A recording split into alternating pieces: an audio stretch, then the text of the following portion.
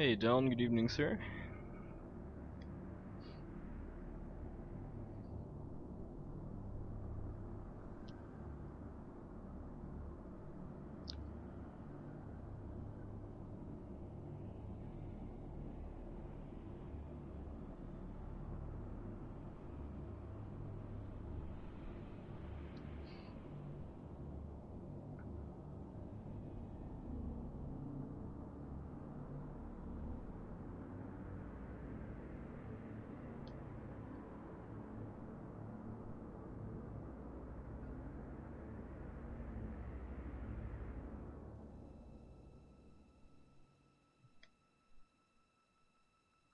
Yeah, I'm gonna try to do a better job at following Kynos' step route.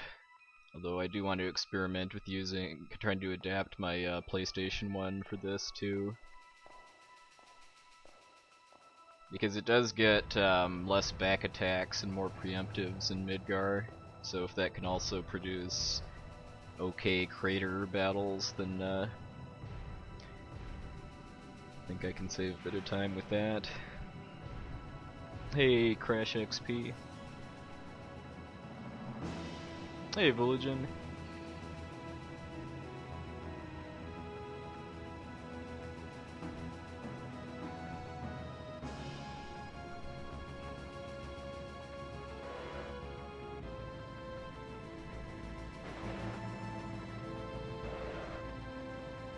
Hey, Santana.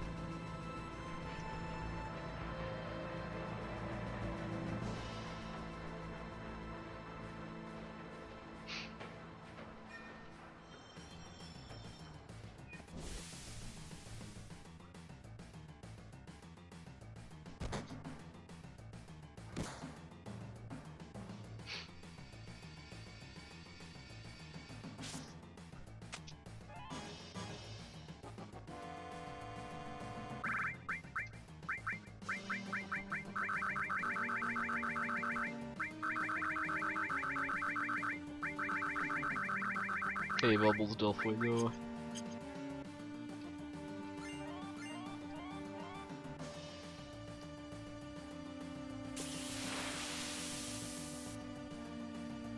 Yeah, now that I have a completed run to attach to my HDQ submission, I'm going to not make that extra trip for healing items before going to the final battles this time, because that was easily a good like minute and a half.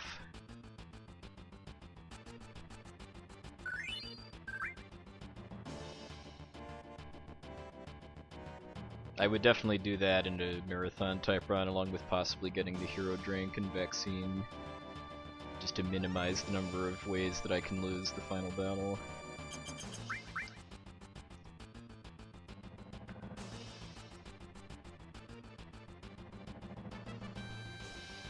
Hey Elfshot, thank you, thank you.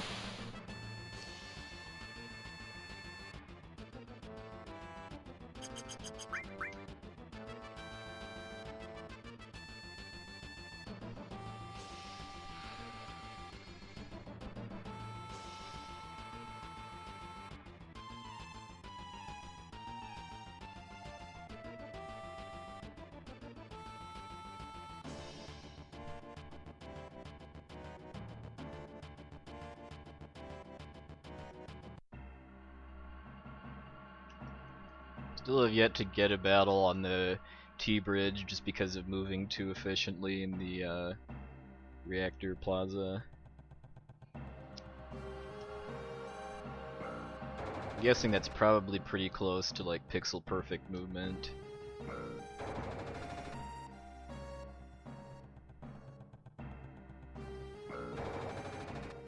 Yeah, if I can get under 250, that'll be pretty nice. I'm really curious just what my potential is when I can't run the game at the same frame rate as the record holder. I mean, that doesn't really bother me that much, because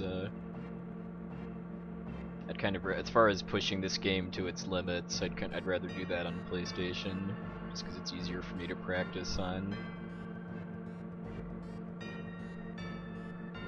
Because of emulation.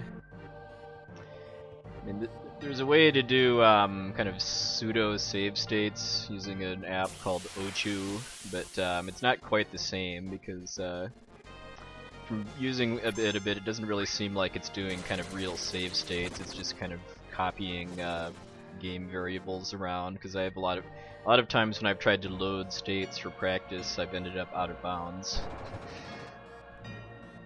So it seems like there's only limited numbers of places where I can actually use it for practice.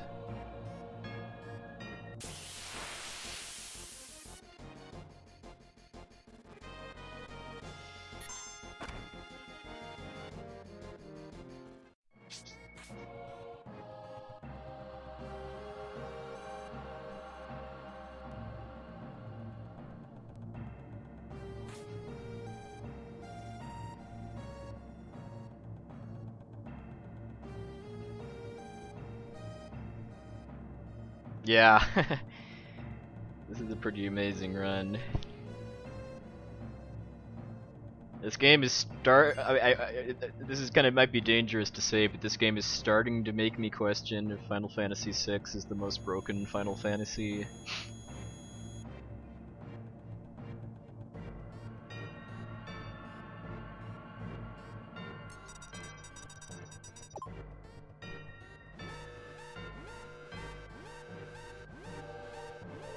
Huh.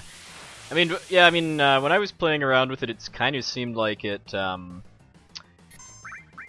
if there were certain states where if I loaded those and then loaded other ones, the second state was more likely to succeed. Like loading one that I had right after falling into the sewers seemed to often lead to me being able to load the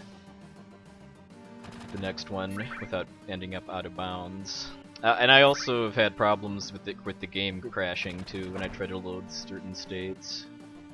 Like half of my saves inside the crater just crash the game if I try to load them. Hey, Gen 13.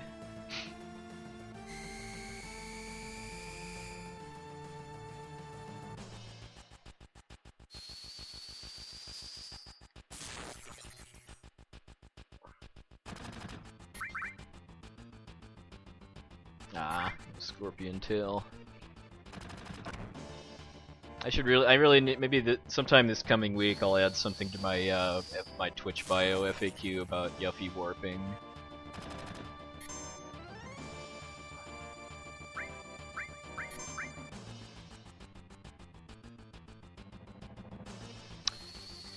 The short version is that Yuffie Warping is a storage glitch that only works on the PC Steam version of FF7. It lets you basically warp to the location of other save files that you have on your PC.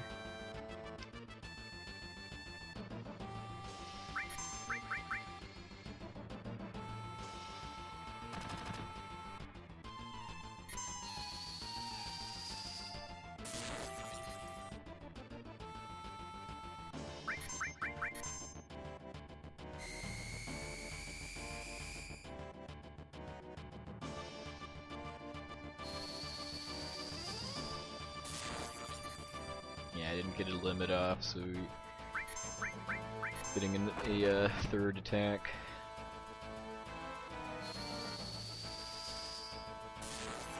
Wow, a new warp? As if this game wasn't broken enough.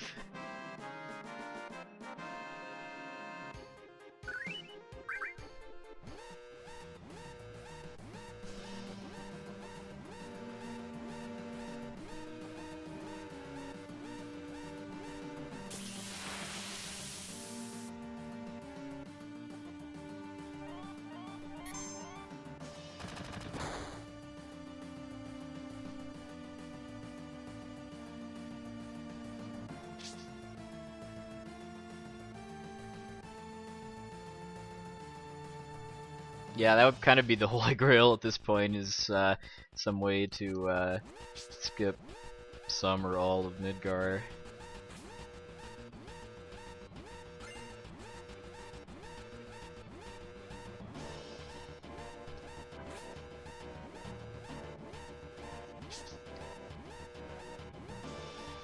Don't forget the walking pattern this time.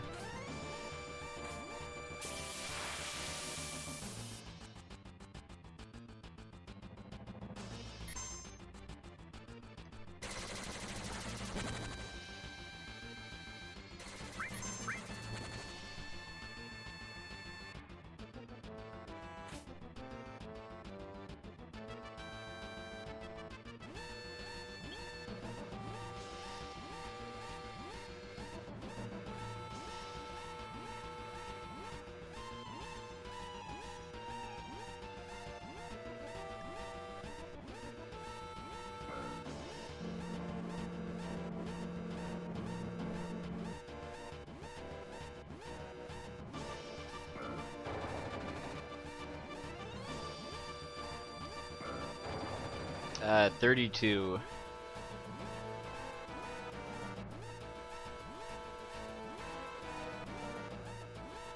Huh, I must have had. Oh, well, yeah, I think I had a much better Guard Scorpion fight, and that 3 grunt battle was a really slow escape. 28 seconds sounds really high. Like, if I keep losing time, I'll have to check my FPS.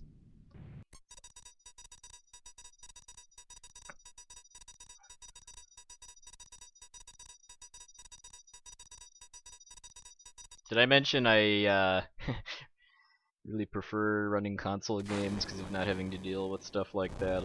I guess like loading time things, variations between different models of PS2s is kind of sucky too. But SNES stuff, it's the same every time.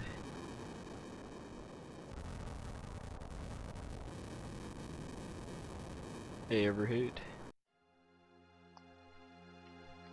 Yeah, Potato Handle has gotten 35 FPS, so I guess all of the records at this game are ripe for the taking for him.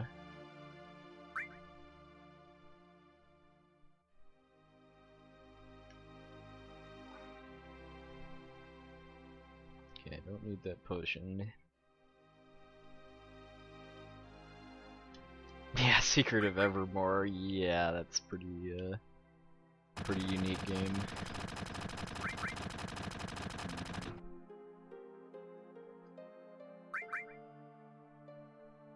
Hey, Redman.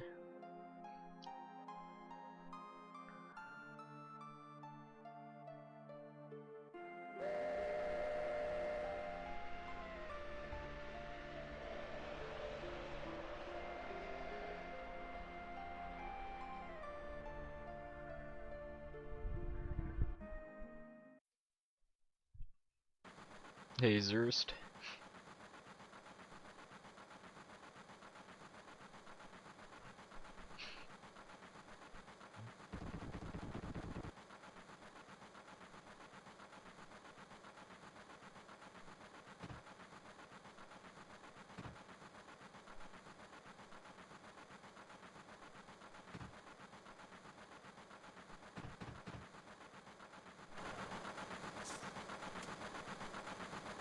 Correct. September 13th at 10 AM Eastern Time is the next Final Fantasy Relay, right here on my channel.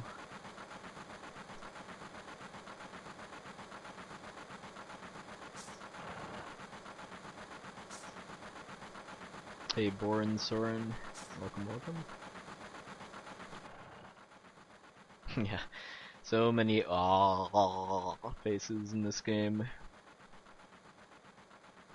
Well, I could not find a way to set this up with the camera without having it pointed at my cheek, basically, because I'm having to play the game on a different monitor than the one the camera is on.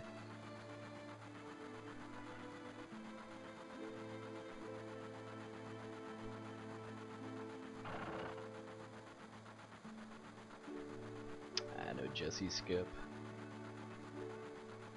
If I really want to be serious about the Jesse skip, I just need to sit down and grind it out for like an hour or so. That's about, I think it's about like a 12-second time saver where you skip this cutscene here of looking at the monitor. It's an application of a glitch called the paralysis dodge glitch, which is where you leave the train car and talk to Jesse on the same step. Because then you can leave you can basically go out the rear entrance of the train car and come back in, and then the game will think that you've already watched the cutscene, looking at the monitors, and then you just walk back through the door, and then suddenly the red lights come on in the train car.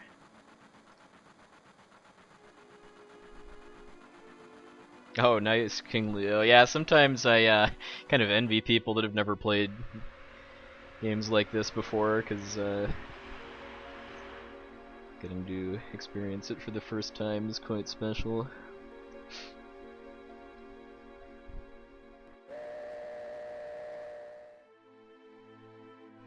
Well, you're not gonna see a ton of spoilers in this run other than like what the final boss is, because this is a very glitchy run that's only playing like about a third of the game, if even that.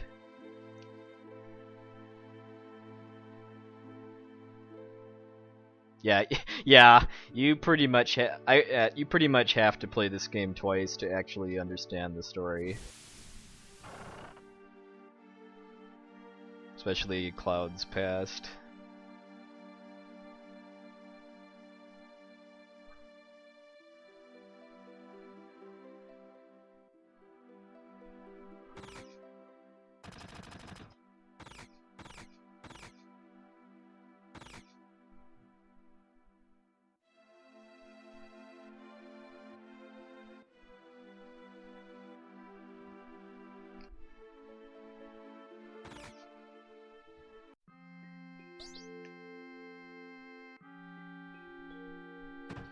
The fact that the translation isn't really that hot too doesn't help either.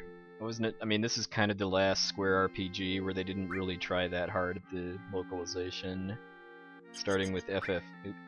Okay, I guess she's TA. It's starting with FF8 that they put a lot more resources into English localization. Hey, Happy Squid.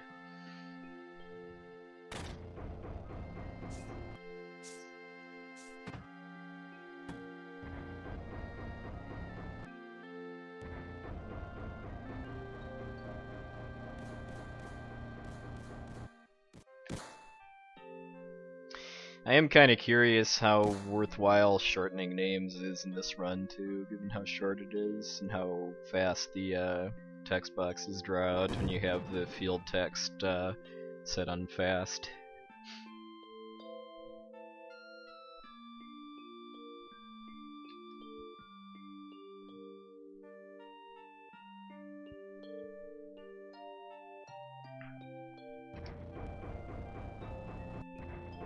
I mean, the way Kynos plays on keyboard, so whatever he's doing lets him delete the characters considerably faster than I can with my, because I play with a PlayStation 2 controller and a USB adapter, just because that is very much how I'm used to playing this game.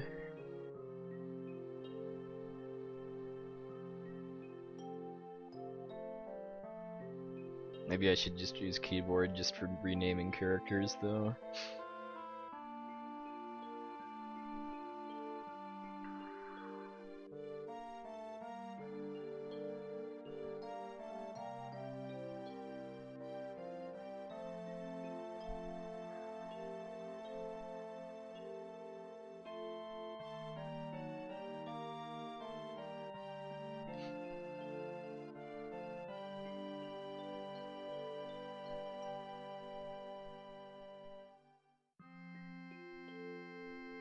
Well, it's gonna actually be a while, just because I have to escape Midgar before and go through the calm flashbacks and the Mythril Mine before I gain access to any of the glitching.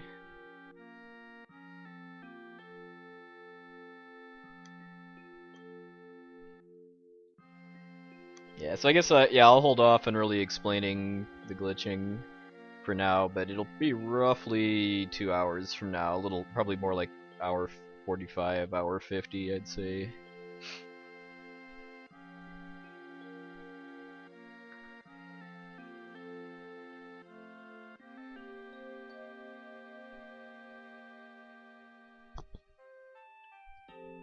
But yeah, the splits should give you an indication, though. I mean, that's the run I did yesterday, which is about 20 minutes behind the record. I mean, some of that is because of frame rate differences between PCs, but RNG and not really being as used to this route are big factors, too. Calm skip is only possible on the Japanese version. The Japanese PC version has more glitches, one of which can be used to skip the calm flashback completely.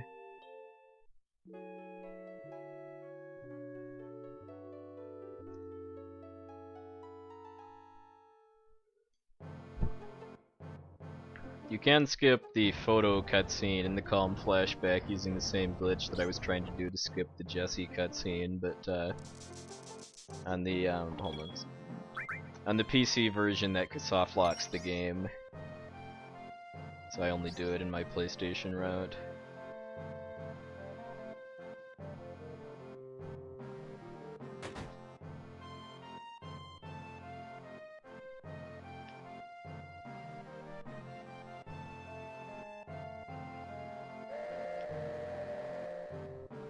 $211, I think, it's really low as far as Kynos' Japanese record. I think that's mostly because of being able to skip the calm flashback.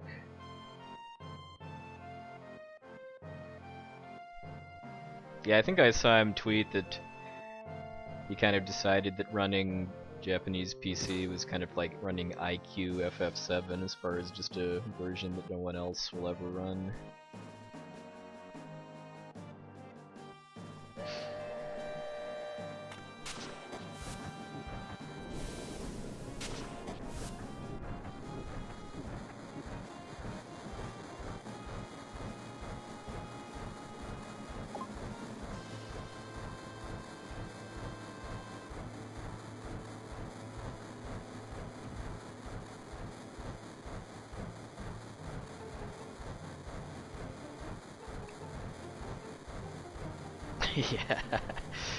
Yeah, Marlene's getting taught at a young age, I guess.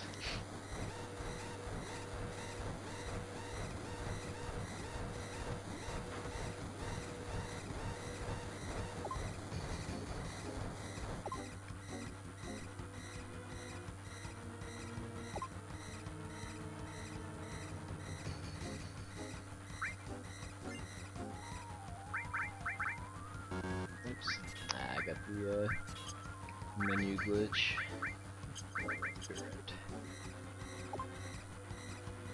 Basically, when I'm trying to select options in the menu in PC FF7, if I press on my controller the circle button too fast after I press something down or up or whatever on the D-pad, then it inserts an extra D-pad input in there somehow. So that's kind of a little frustrating that I have to slow down my menu inputs from what I'm used to on PlayStation to not make mistakes.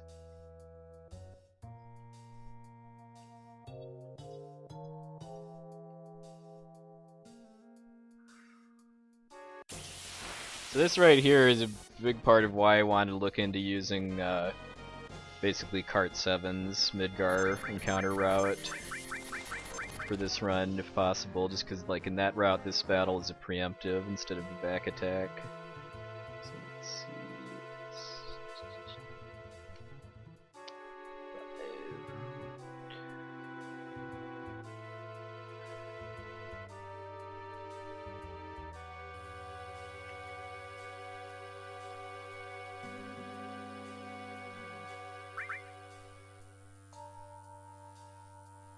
And preemptives or side attacks or instant escapes.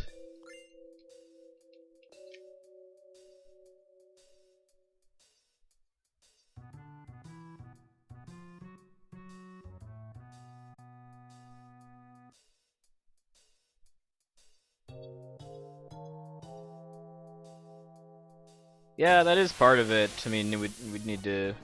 I mean,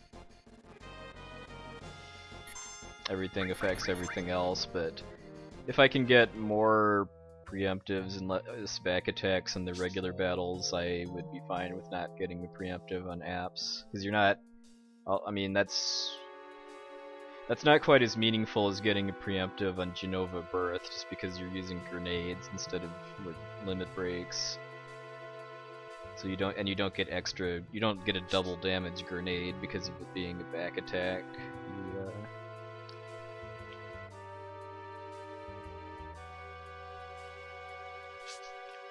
You basically just get to have all of your characters go first.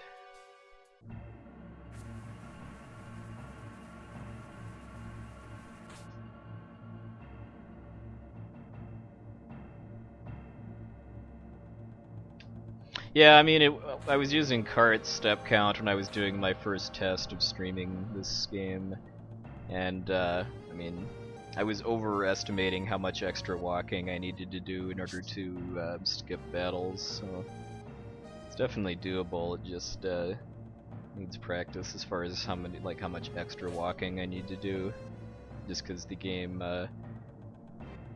I think because of the game running at a higher frame rate than the PlayStation version, that makes, well, I guess it makes the step counter go up slower somehow, because the walking patterns need to be slightly longer to have the same effect.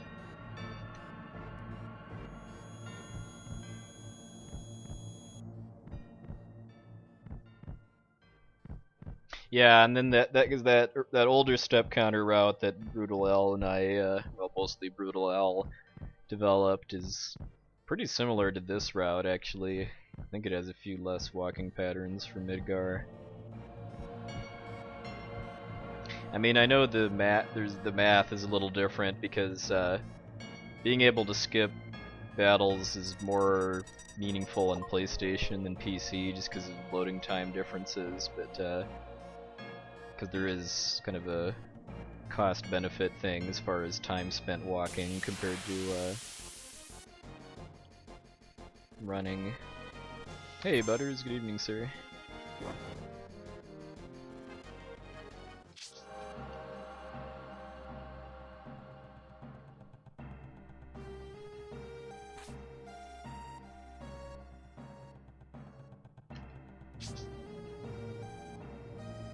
The big question would be though is what effect on the creator that doing carts route would have.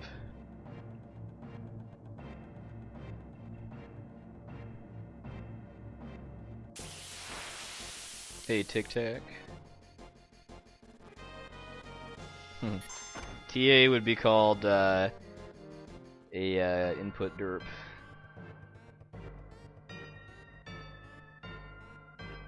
Because like right there after that battle would have been another walking pattern in carts route.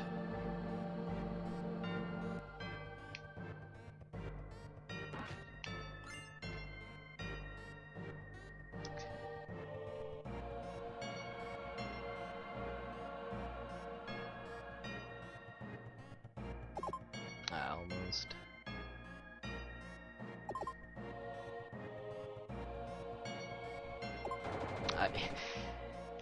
I seem to pretty much always get this either first try or third try, never ever second.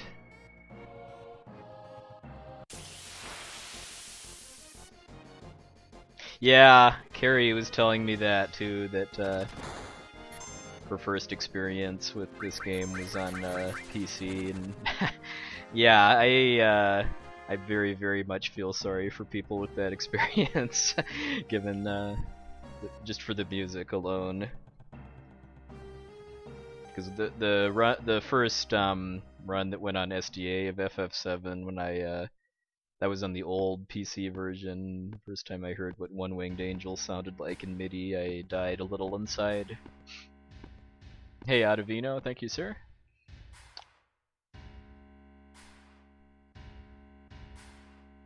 Yeah, the graphics are definitely higher resolution, at least for the polygons. Between that and the faster loading times, I would definitely recommend this version just for casual play. The cloud saving thing is kind of nice too, in theory.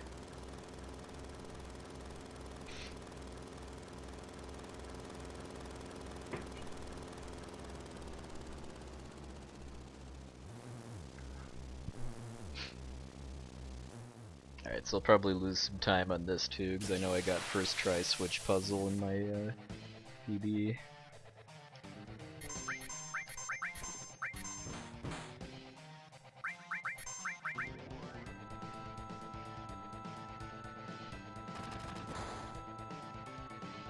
Oh yeah, the achievements too, like for winning the first battle.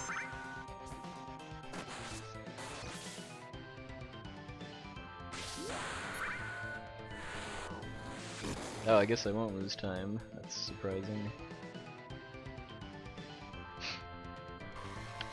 I wonder how that works. I mean, I think I did derp around a bit in some of the cutscenes in Sector 7 last night. Because I'm not paying more attention to chat in the stream than the game. Hey Nebulous, good evening, sir. Thank you.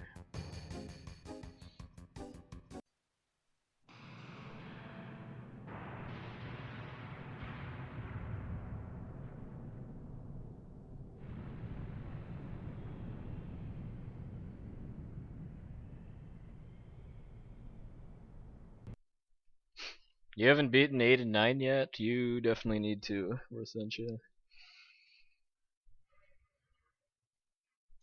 For 9 though, I will say without hesitation to turn the battle speed up to max. I mean, now that I speedrun it, I can't imagine how I could have possibly enjoyed playing that game on default battle speed. It's so slow. Even on fastest battle speed, it's still pretty slow compared to like this or FF6. Hey Chrono, thank you.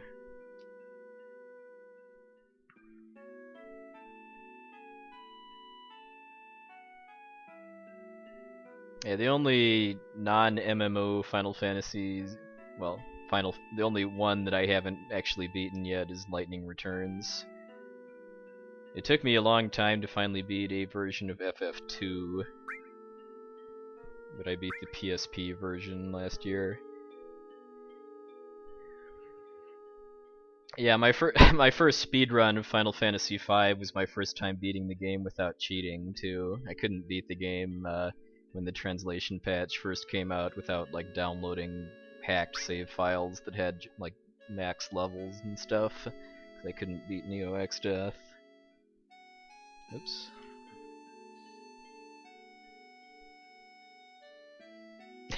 Yeah, that I remember her telling me that once that she'd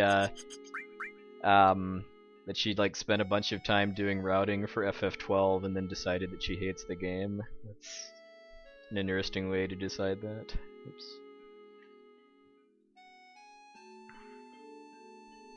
I might decide the same thing about Japanese FF6 though. I mean, I haven't actually tried to do a run that involves reverse Joker Doom yet. I think I'm pretty close to finally actually having a route though, just because I've been spending a lot of time just trying to figure out what to do between the floating continent and the end of the game as far as like non-required battles to fight and learning spells and stuff.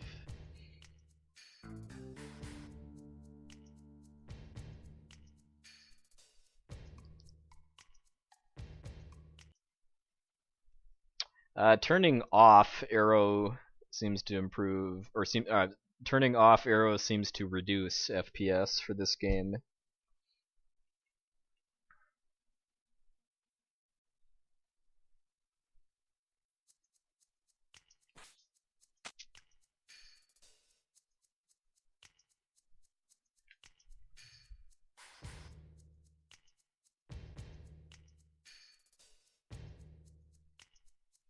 Yeah, I've only played FF12 once, and that'll probably be it, unless the international version ever gets released here.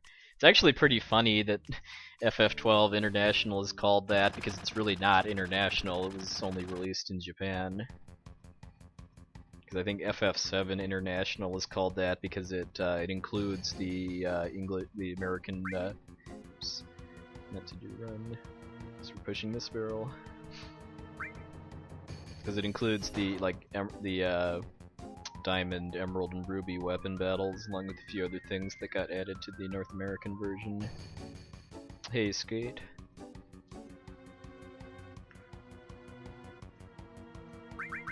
This is something I do on the PlayStation version if I'm behind on step counter, because I save 3 steps by pushing the left barrel, but I lose a couple seconds just because the cuts, just Aerith running around takes a little bit longer if you do it this way. Because you basically just have to push 1 barrel, and then you can tell her to run from the other 2.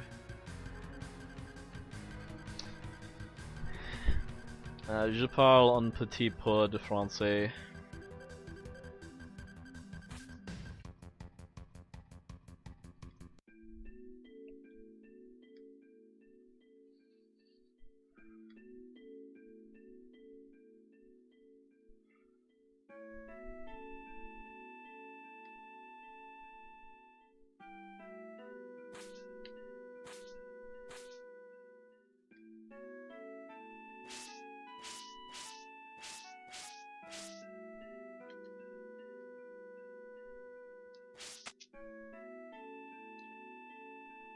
Okay, so I know for the next split I can save some time if I get a better apps fight, because I basically got trolled as far as Tifa's limit gauge getting filled before the apps fight,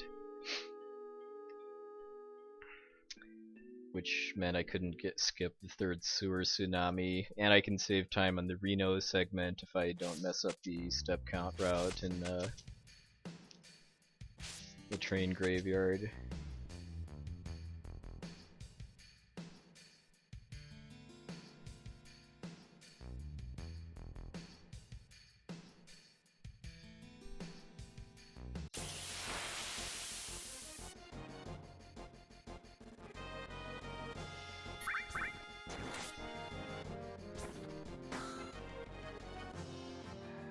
So I did that just to delay the thieves getting a turn, because they can use steal, and if they steal like an ether or something, that pretty much is a reset, because then that means I can't afford enough grenades. I mean, it wouldn't be impossible to continue, but I'd lose way too much time for it to be worth it, and outside of a marathon or no reset situation. That's another perk to Cart's route too, is it actually doesn't get that fight. It gets a battle in the church instead.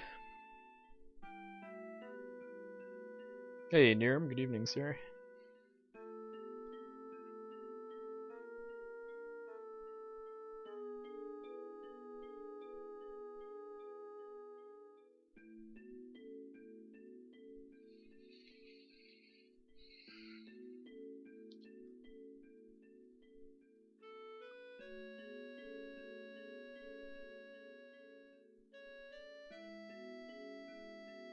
So because I used less, I mean, yeah, because in this route there's pretty little reason to push the left barrel in the church, because I have to burn some steps before getting to the halfway point of the train graveyard anyway.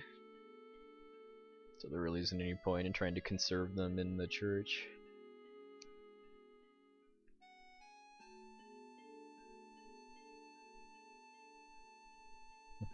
And for the record too, even though the step count manipulation makes this a very technical and in a lot of places difficult run, I wouldn't really have it any other way, because otherwise these first 2 hours would be really boring, because all of the battles are just throwing grenades, and so having to do the tight movement optimization and manipulations makes it a lot more exciting, for me at least.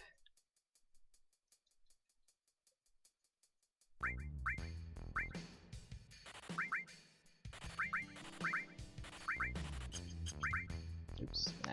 Double input.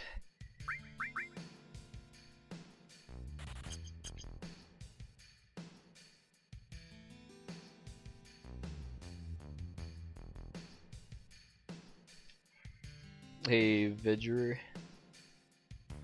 YW plus means Yuffie Warping, which is a wrong warp glitch It's in PC FF7. The plus part means that I'm using pre-made save files too for the location data.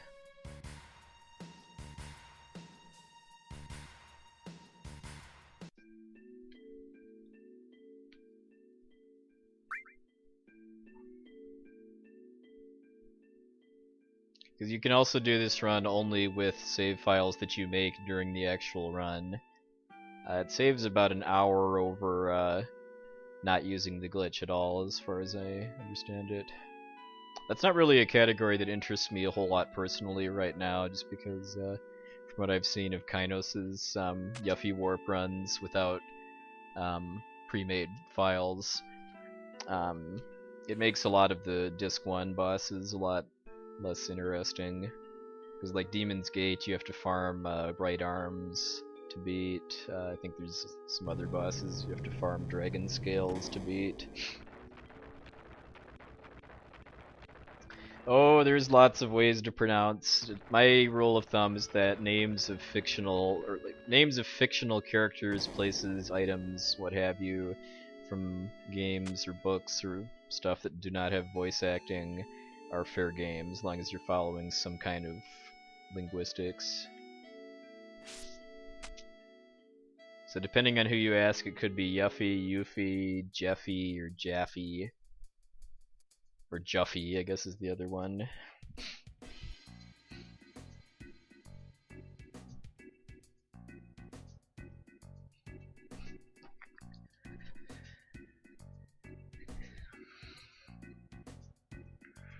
Hey Navitron.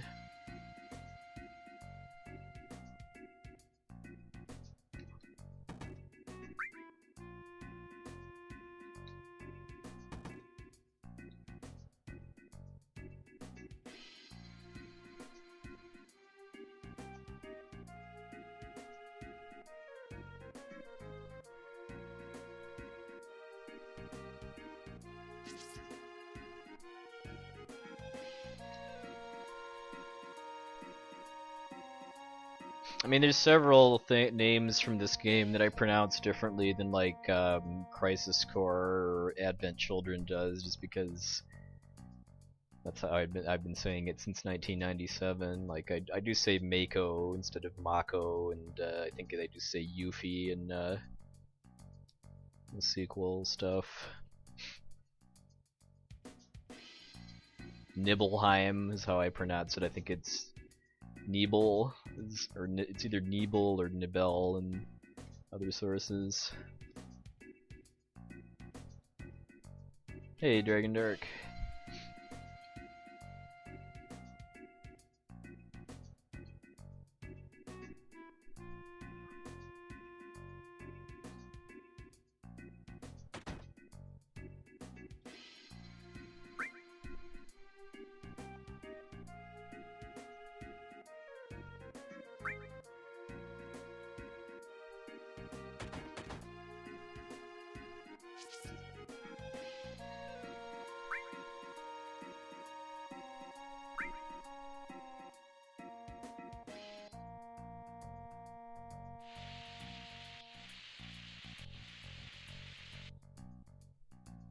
Open the gates of Niflheim, more souls await. I'm really afraid of the double input glitch, so I always take my time with really important dialogues like these. Basically, because if I press like down and confirm too quickly in this version of FF7, it inserts an extra D-pad input in. So if I triggered the glitch like on the vending machine here, I'd actually buy the 100 gil item instead of the 200 one.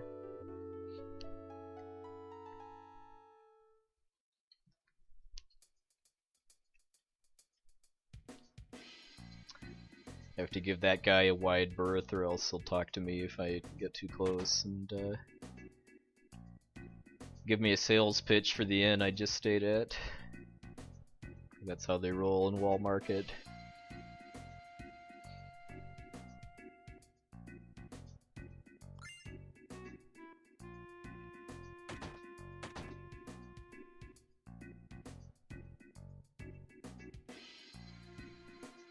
Hey, Comfy, thank you, thank you. There's about a 15-second skip here where you can not have Cloud be paralyzed while this lady is walking out of the bar, but it's pretty tight, and if you mess it up badly enough, it'll soft lock the game. So I keep saying that I'll learn it eventually, but I haven't done it yet.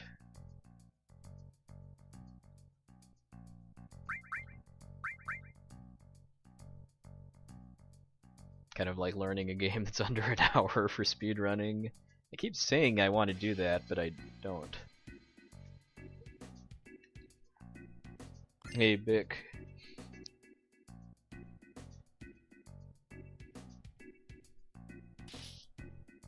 Yeah, I think I lost a run once too because of forgetting to actually go back to the materia shop.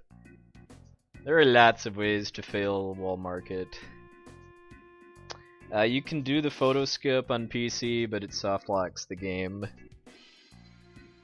on the cutscene after you fall off the bridge, is my understanding. Oops.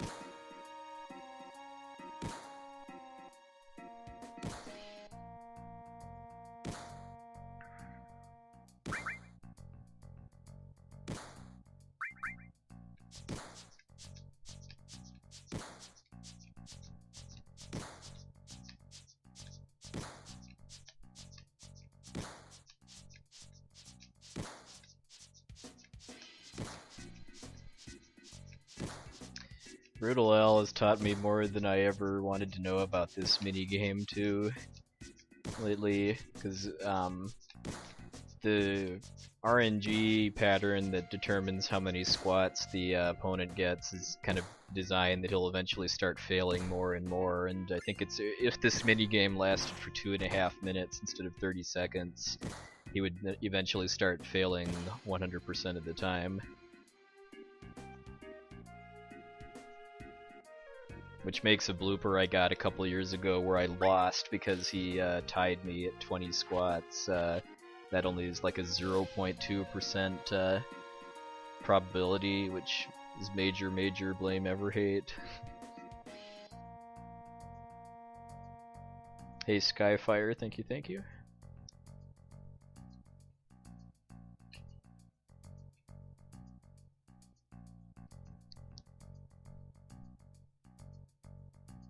Soft lock is a common term used in speedrun lingo just to mean crashing the game, basically, where you're just kind of doing something that's the game isn't able to handle, and then it freezes or otherwise makes it impossible to complete.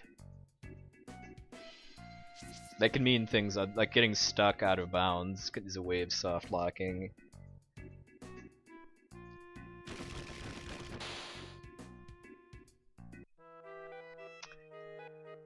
Getting stuck in the returner's hideout is a soft lock in FF6.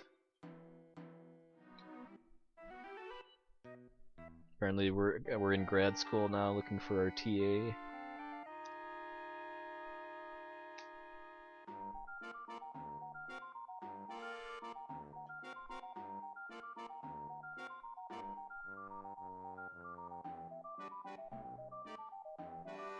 Hey Murph.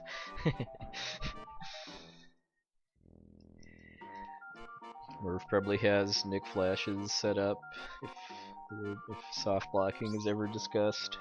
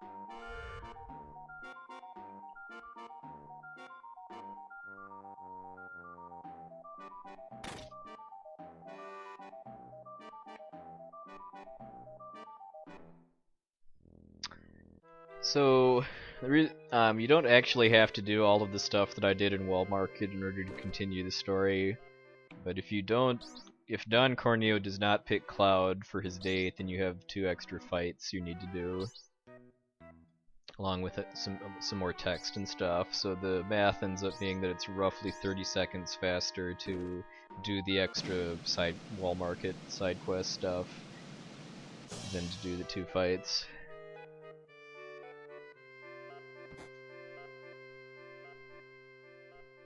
Running all the Final Fantasies. I hope you just mean like single games in one sitting and not all of them.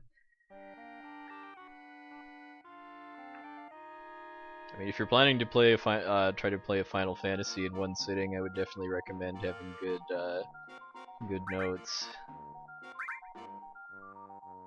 and doing some practice. I mean, even if you're not trying to do a serious speedrun, just having played through once and done some like testing of your battle strategies and stuff can make like hours of difference, I would say.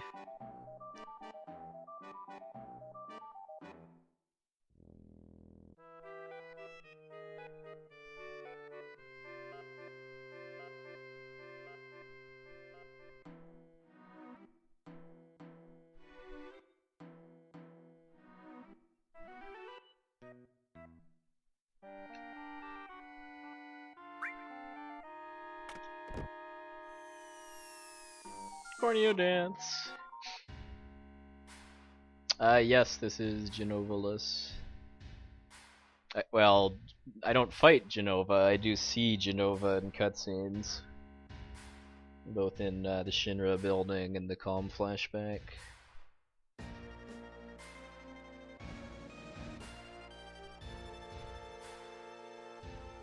Hey, I am made up.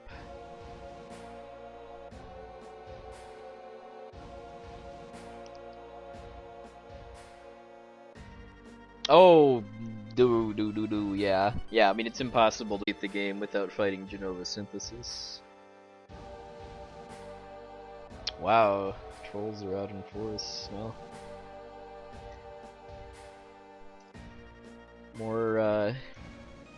more targets for my mods to ban at least. Keep them on their toes. Okay, I didn't get the fight before apps this time, so I'm definitely going to save time on this split, although some of that's going to be artificial because of getting a fight in the sewers after apps instead of before.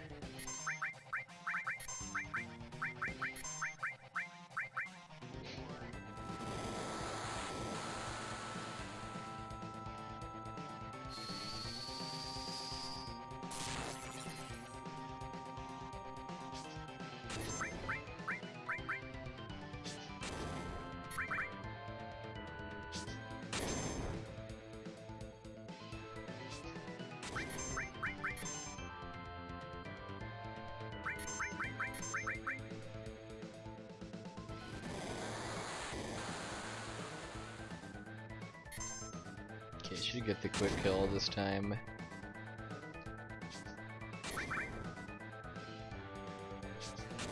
So I'm manipulating the turn order basically based around when Tifa's limit gauge is going to fill, and that lets her squeeze in an extra grenade for Apps' next turn. Yep, there we go. Surprised it was only 2 seconds.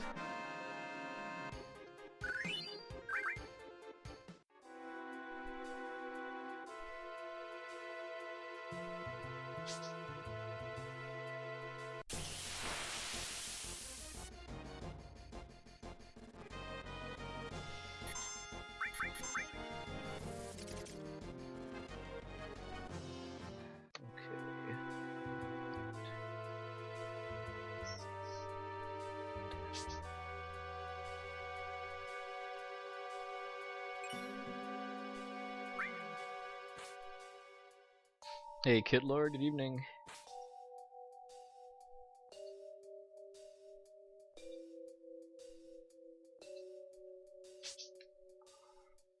Hey, Kynos, good evening, sir. I guess good morning for you.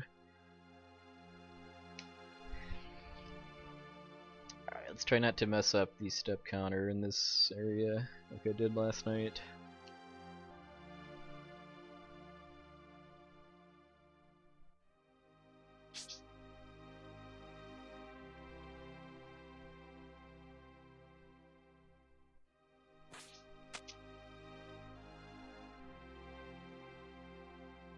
Okay, yeah, I need to walk a couple of steps. Wow, somebody needs a life in a major way. Okay, hopefully that was enough.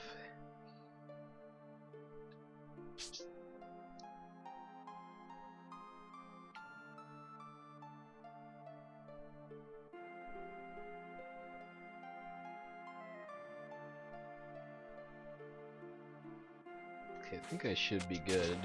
If I was going to get an extra battle, I think it would have been before getting into the first train.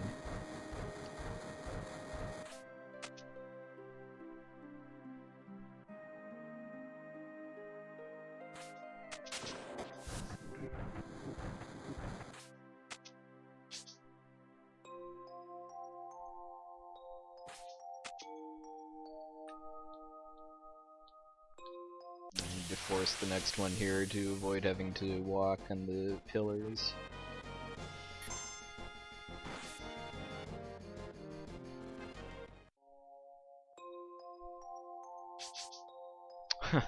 Well, I didn't technically lose the run, but I lost a new PB once by forgetting to pick up the double cut materia in the sunken Gelnika. Which is the whole reason to go there. I got into an encounter right in front of the materia, and then after that I just left without actually picking it up.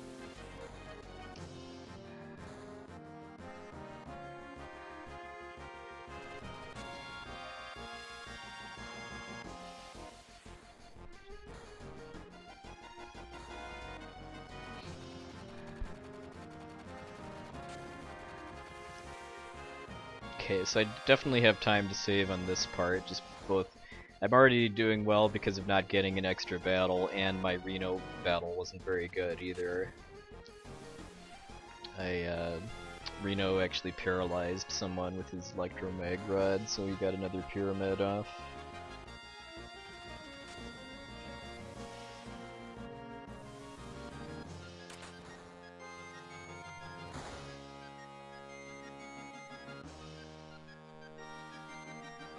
Optimizing step count is deceptively difficult in this pillar climb too, just because of how tight you have to turn all of these corners.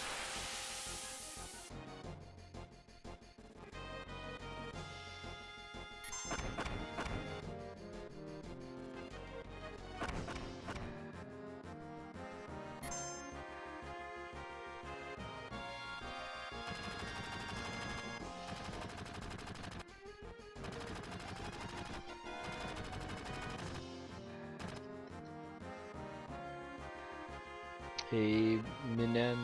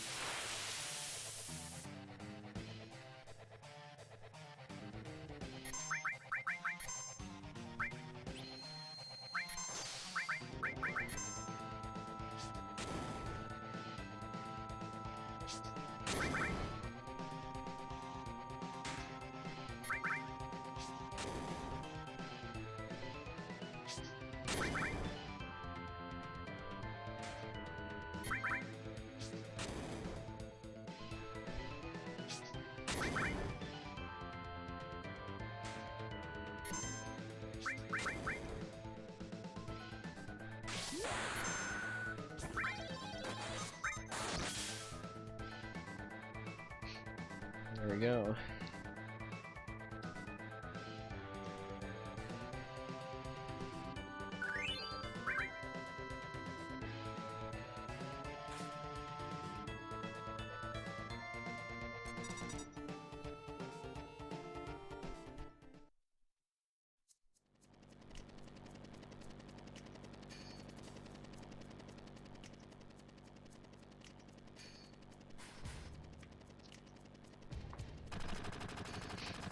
I'd really like to be able to get a sub-hour Reno though.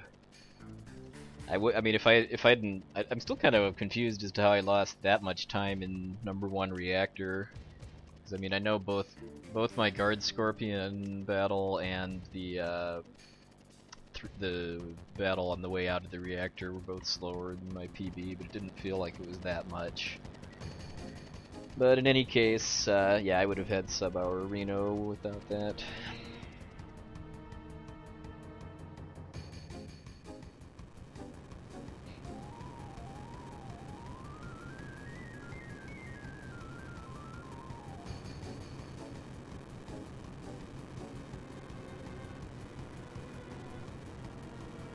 No, it's called me messing up the inputs to rename Tifa. Nothing more or less than that.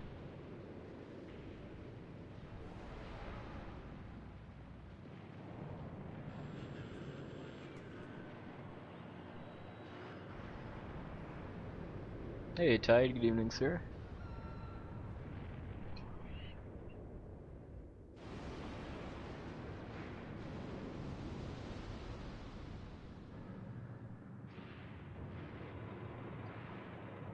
Sometime in the coming week I'll add something to the FF7 FAQ on my Twitch bio to explain Yuffie Warping exactly.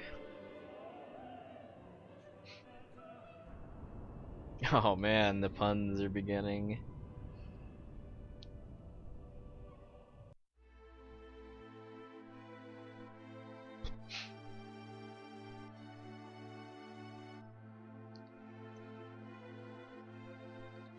I mean, the short version is that it's a storage glitch that only works on the PC Steam version of FF7, where you can warp to the location of other save files that you have on your PC.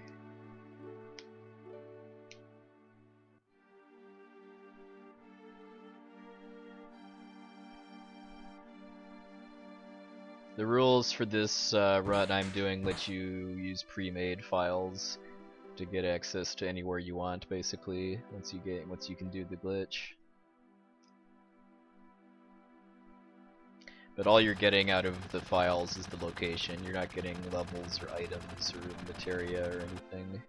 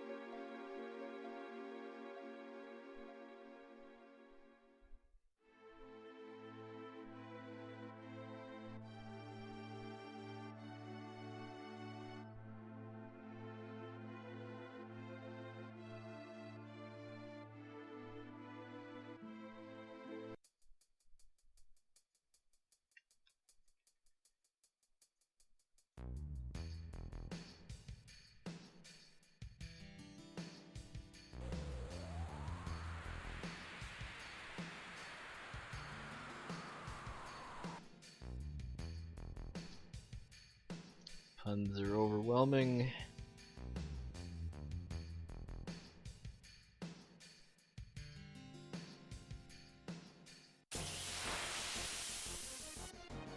Getting through this room without mistakes is harder than it looks, too. All the twists and turns.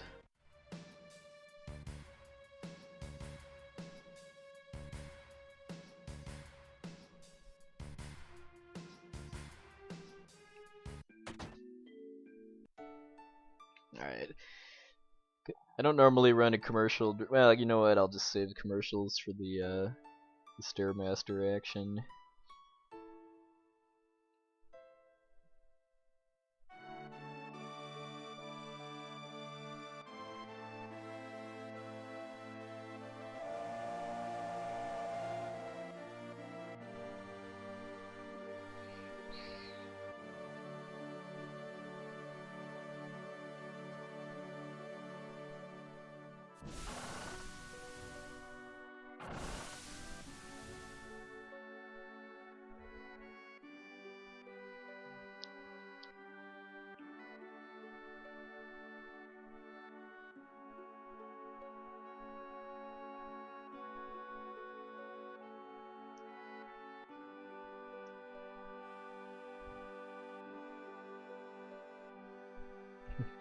Apparently there ain't no getting off this pun train we're on.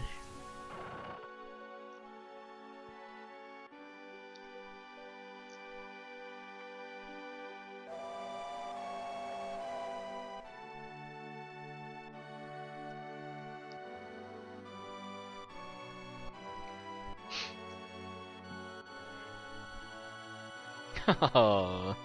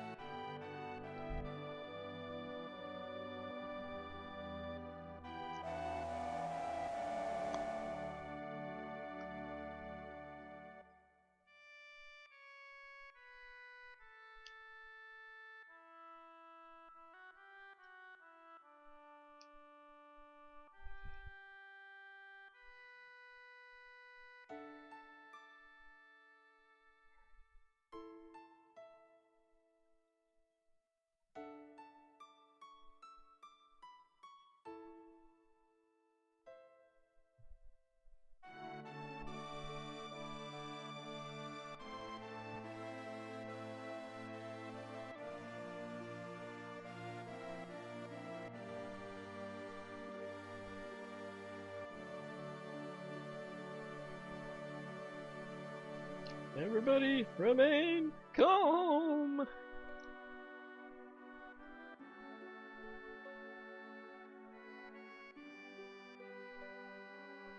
Oh.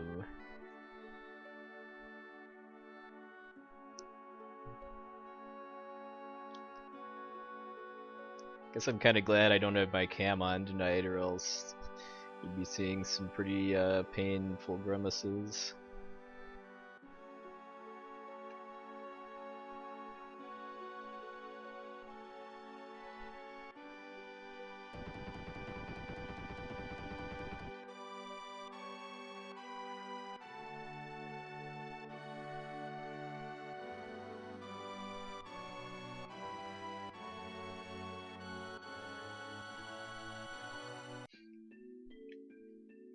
Poor cover materia, forever alone.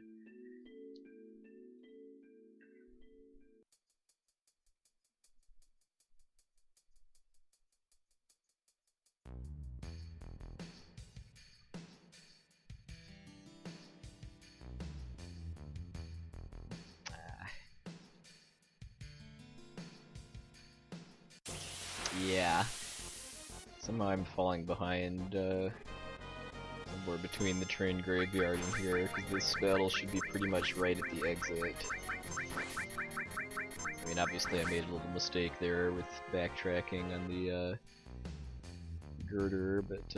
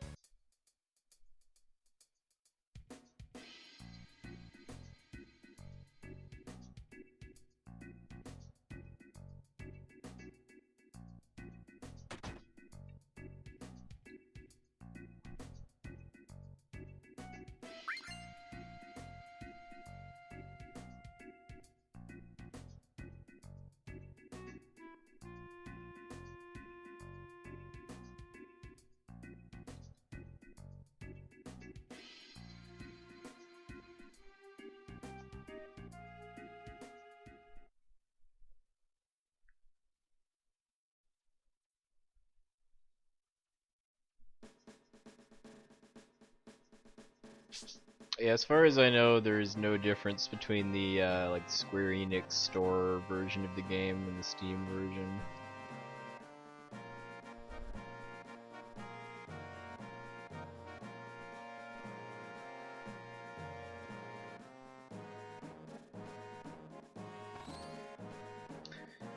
Well, I mean, the biggest difference between PlayStation and PC is loading times. They're a lot faster on PC. There's also some glitch differences, like, well, the Yuffie Warp for starters, but also the Magic Defense glitch, which Makes magic defense on armor useless on PlayStation's fixed on PC.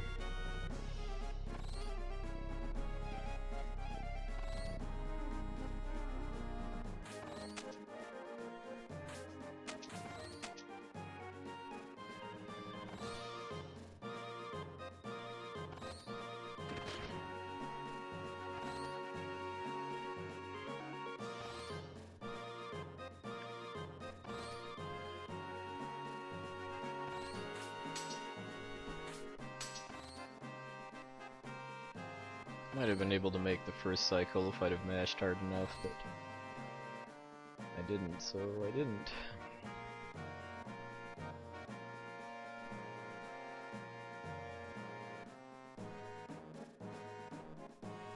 Oh yeah, I bet, as far as like surviving Emerald Shoot, probably, for starters.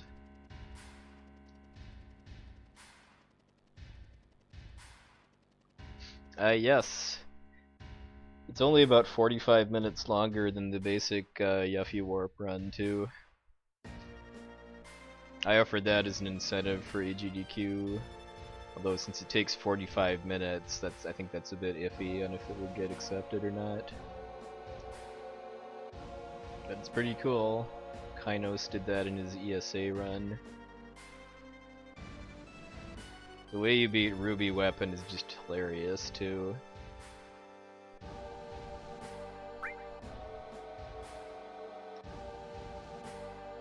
I'm gonna run some ads during the stair climbing action. We're not missing anything. So BRB.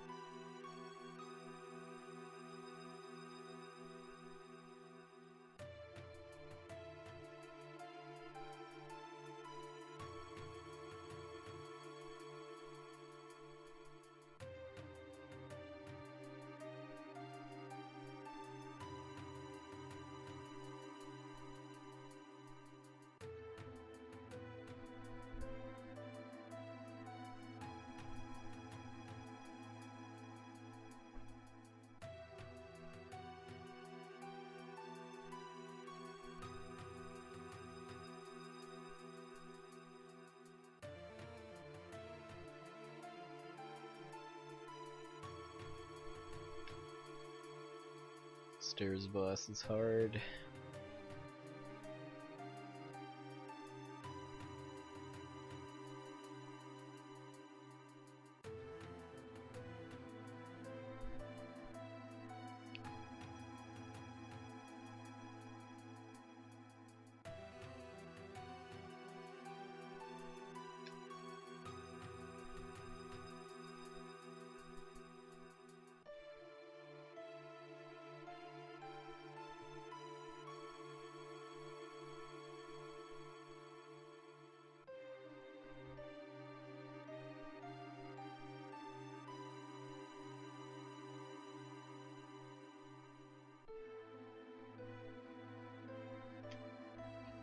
If anyone's curious, I did not forget the elixir. I skipped it because part of this route involves not having extra items that I don't need past a certain point. So if I pick up that elixir, then I just have to get rid of it anyway.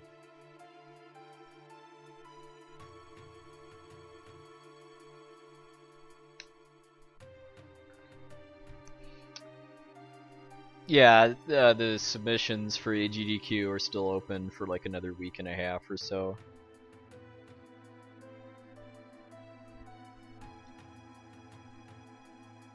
It's going to be a while before the final game list is known, though.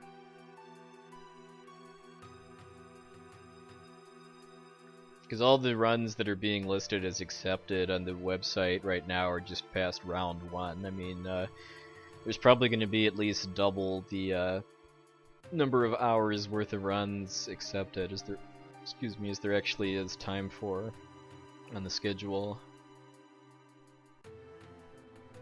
So there's going to need to be more cuts to cut it down to about 150 hours, I think is the end goal.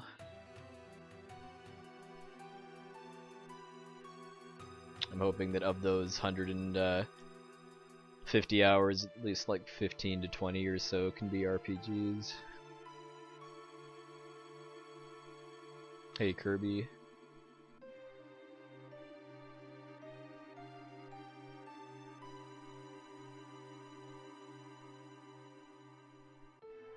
Oh yeah, SGDQ was awesome.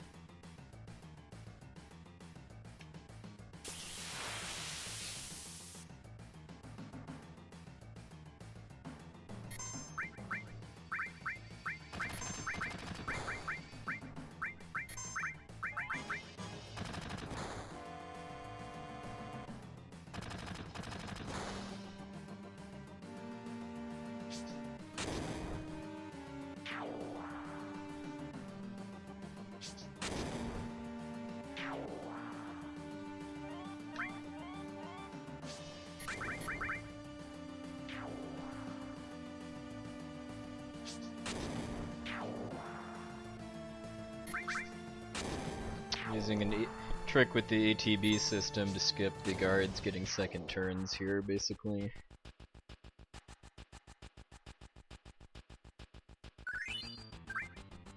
Also, dang, Tifa got beat up really badly by Reno. You know what, maybe I should have actually gotten that, because I wasn't sure if you get auto-healed at some point around here, so I probably should have picked up the elixir just to use on Tifa here. Although I guess as long as she survives the Mighty Grunts battle, which I forgot to split for, should be fine, since in this route it's Barret that fights HO512 instead of Tifa.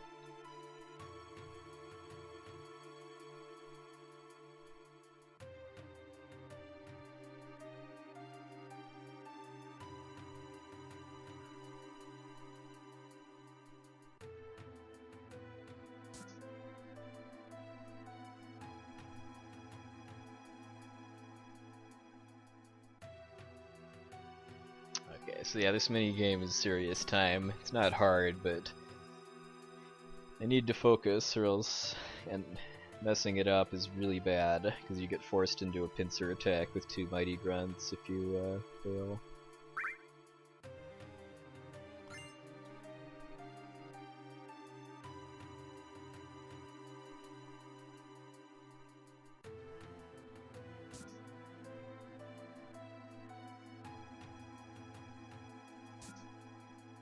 Since I don't actually need the elemental materia in this route, I'm just gonna guess the password instead of use the bookshelf to figure it out. And then the 3rd and 6th possible passwords are always wrong, so I skip those.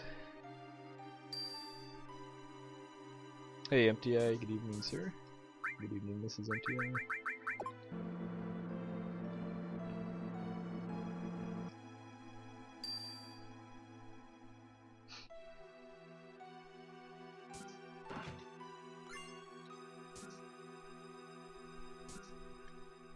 Hey Driscoll, good evening sir.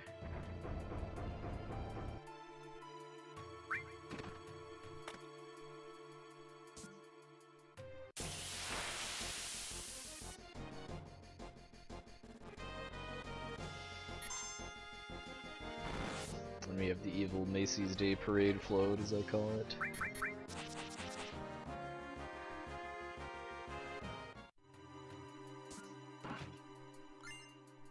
Oops. I meant to do the top chest, actually.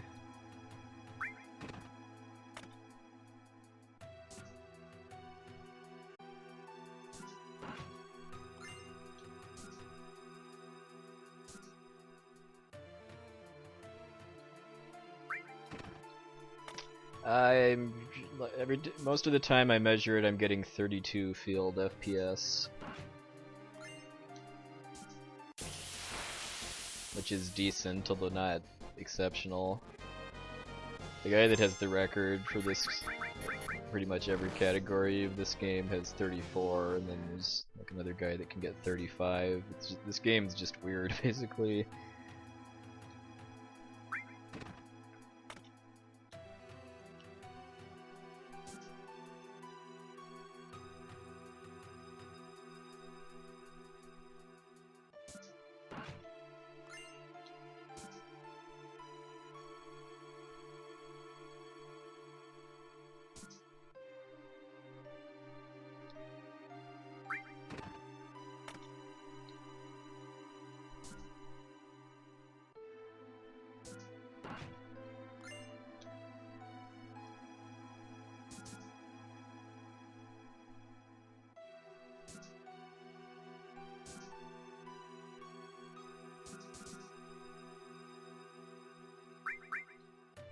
Wolf Quest!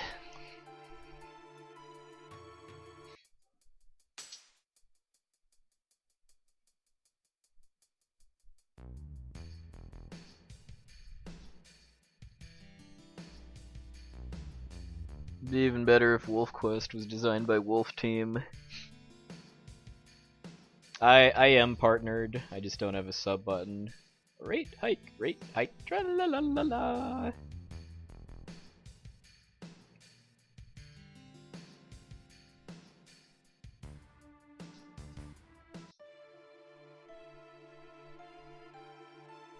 Hojo's eyes are really creepy looking in this version too.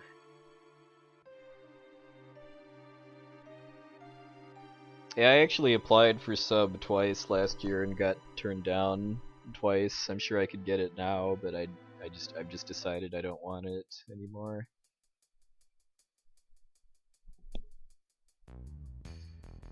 Oh, thanks for watching, Twitchy Ragnarok.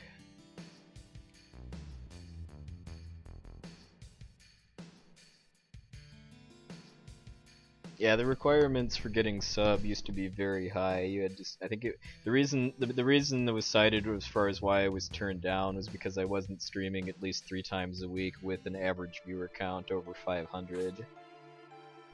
I think they still list that on their website as being the requirement, but that's not enforced anymore. Like, I think anybody that is a partner can get a sub button now if they want it.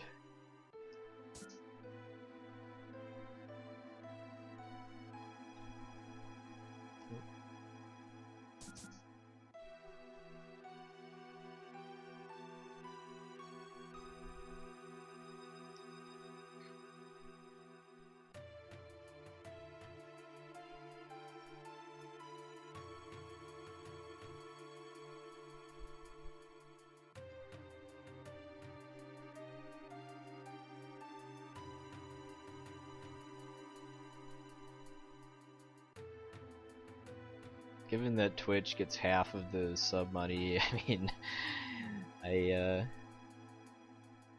kind of have a hard time seeing what it costs them to let people have sub buttons.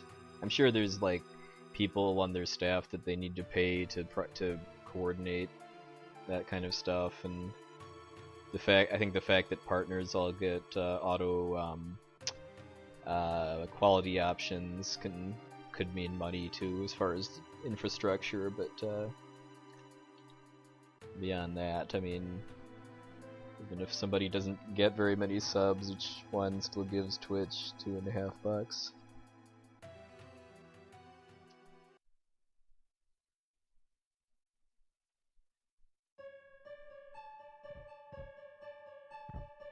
Yeah, I mean, there's a couple reasons I have for not wanting to get sub, but wanting to keep streaming and speedrunning is primarily a hobby is one of them.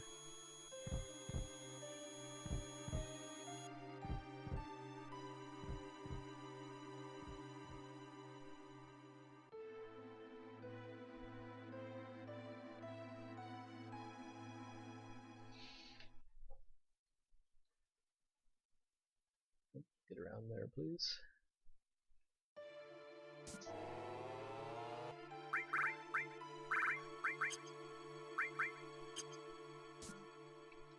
Seven HP for the win.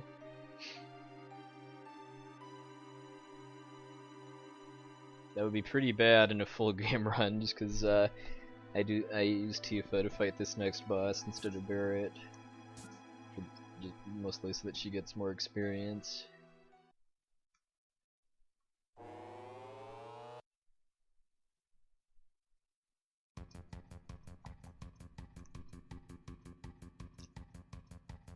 Yeah, I mean, if people were paying me money to stream, I'd feel obligated to do it more often, even if I didn't feel like it.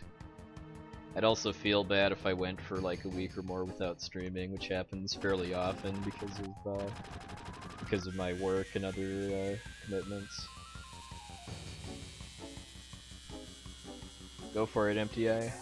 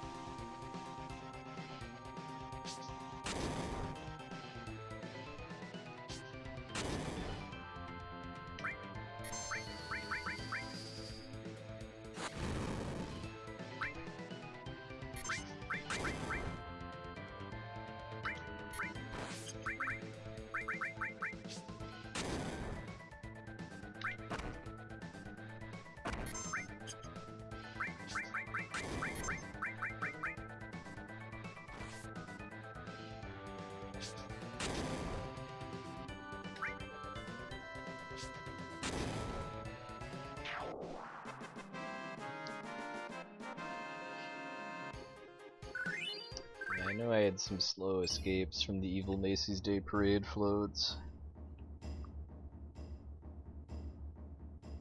I think my Mighty Grunts battle was a little better than last night's.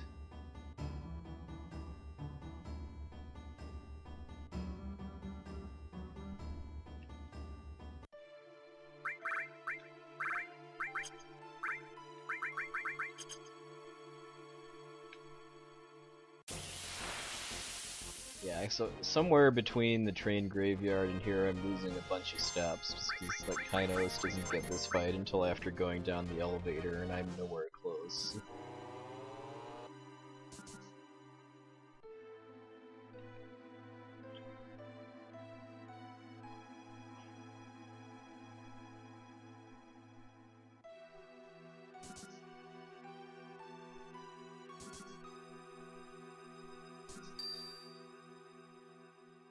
Another reason why I'd like to look into adapting my PlayStation route for this run too, just because that's nowhere near as tight in this part.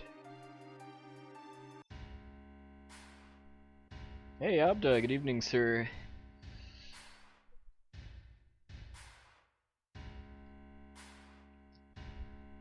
Sounds like he just got Nick flashed too.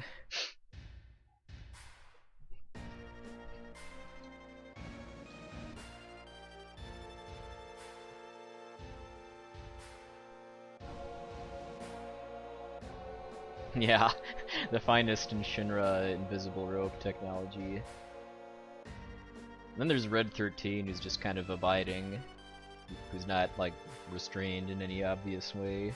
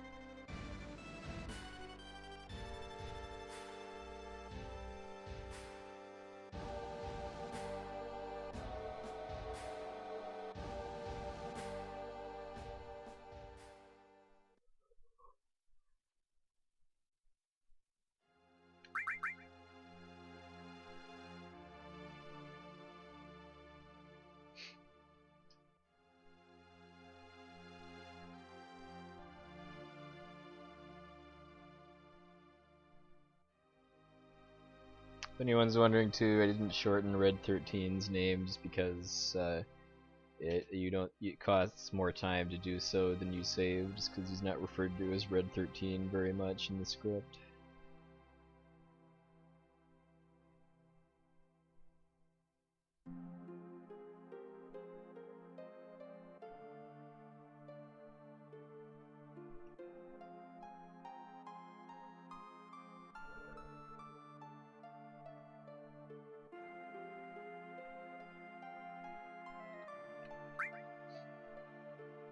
That text box is so weird too. I think it's the only one in the game where it remembers the last option you selected.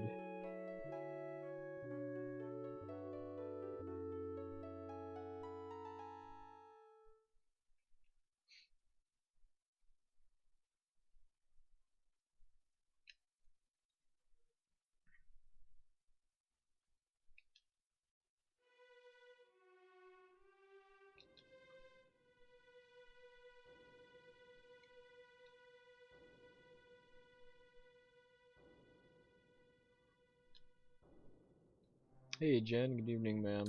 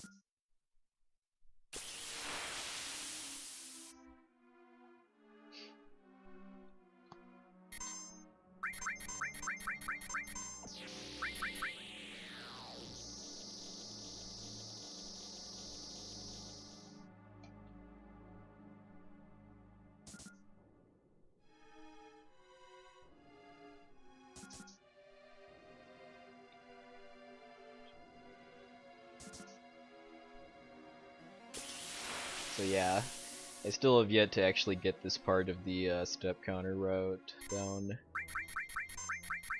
This battle should not be here. It's all happening because I'm somehow getting behind Kynos' route. I guess at some point in between the train graveyard and HO512.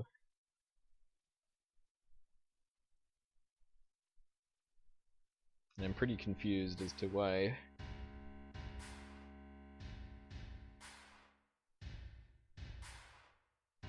I mean, I have kind of wondered too if the field frame rate of the game affects the step counter as far as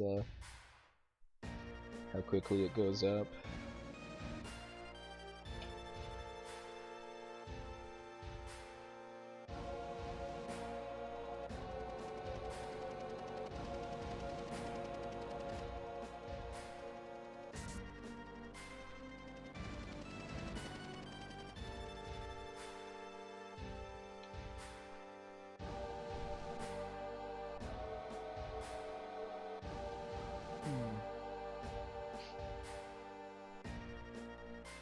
That could be part of it. I mean, because the tower climb is actually really difficult to not lose steps on. I think I just need to look at the videos and compare them to Kynos and see if if I'm already behind as of like when I go through the wrecked road on the way to Elmira and Aerith's house, or if it's after that.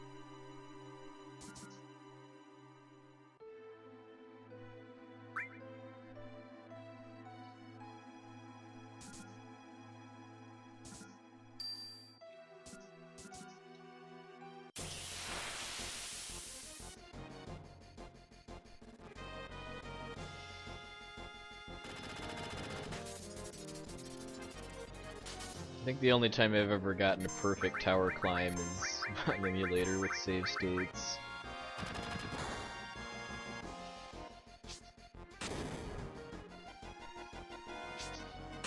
I mean if the route is really that tight that if you waste too many steps in the tower, then it's over as far as being able to get out of Midgar without extra battles, then yeah.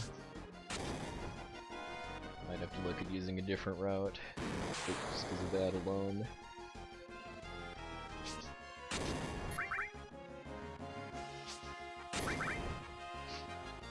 Because the route I use for PlayStation is actually gives you less battles overall. I think it's one less battle in Midgar than Kynos' route, although it has more walking,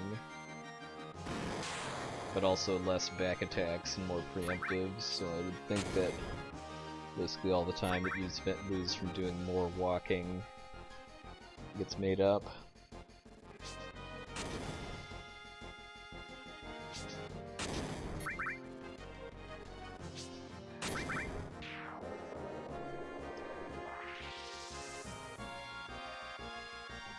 Alright, later, Damien Herbert.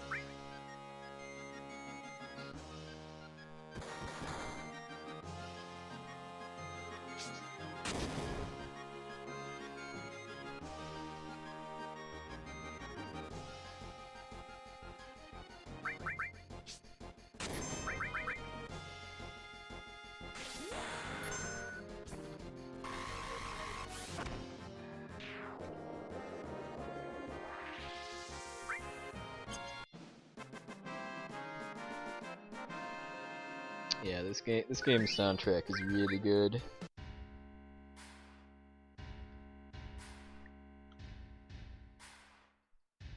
I wouldn't be able to choose my favorite like Final Fantasy OST any more than my favorite game, period. Speaking of the boss theme,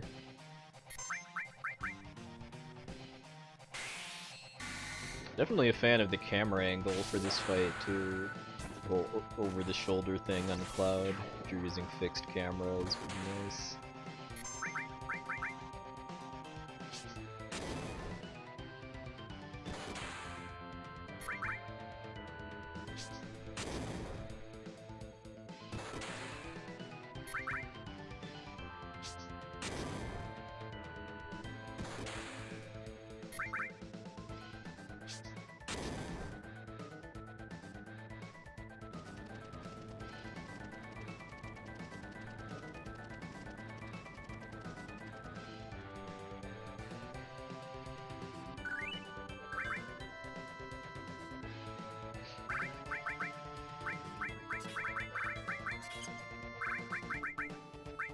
I'm doing this now instead of before the motorcycle, just for safety, in case I get into a fight with just Cloud.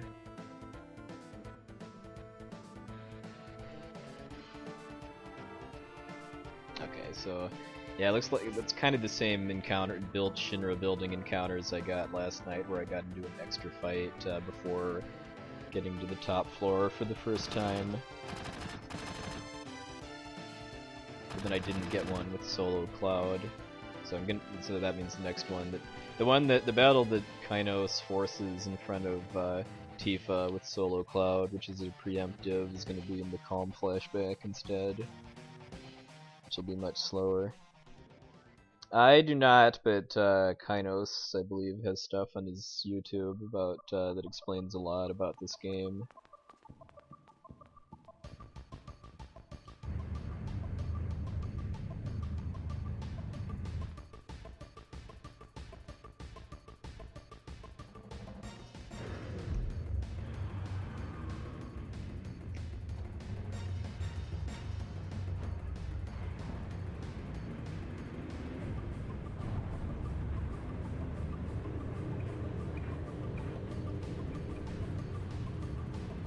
If someone wants to throw a link to Kynos' YouTube, that would be great. Hey, even Steven.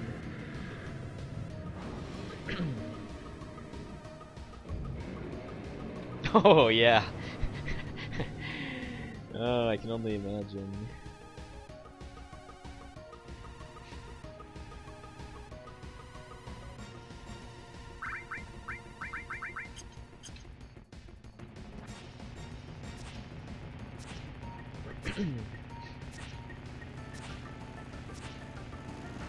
Oh, perfect bike luck. I don't think that's never happened before, but hasn't happened for a long time. Because basically there's two different kinds of bikes. There's these red ones which just have passive AI and just leave me alone if I keep swinging my sword, and then there's aggressive ones, which are yellow on PlayStation and either yellow or blue on PC. Those I actually have to fight. Hey, Desi.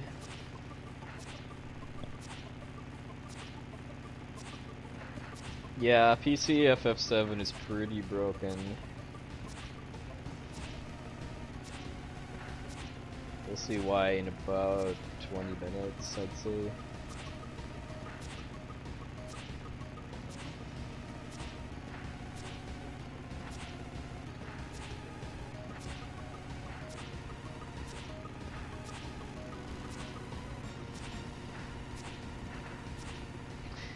Main thing I remember about the original PC FF7 from I think '98 was that it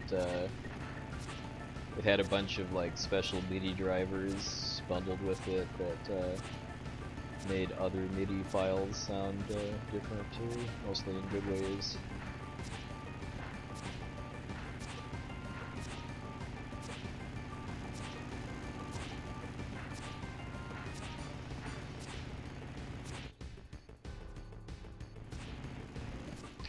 Yeah, Barrett's just kind of sitting in the back of the truck and not really doing a whole lot. Maybe he's afraid of hitting Cloud, or maybe he's just having fun laughing at his buddy just sitting there swinging his sword at nothing over and over. Yeah, this is pretty similar to the ESA run by Kynos.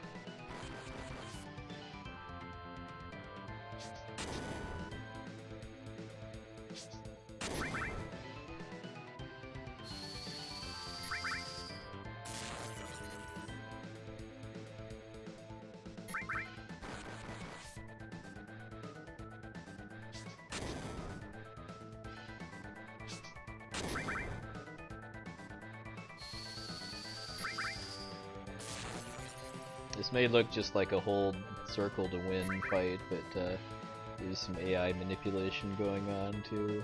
Hey Mecha Jeff.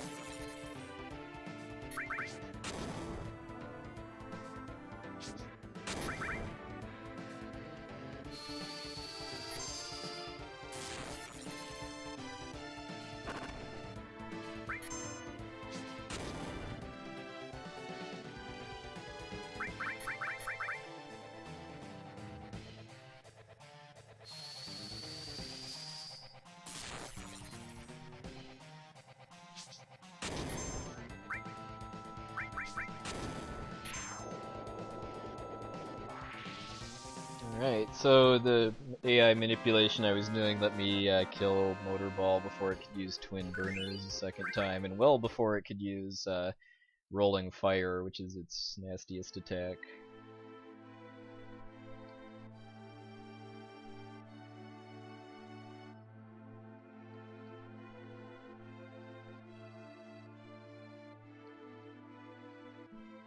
Yeah, fighting all of the weapons only adds about 45 minutes to the run. Actually, and you get to use some very, very cool and silly strats too.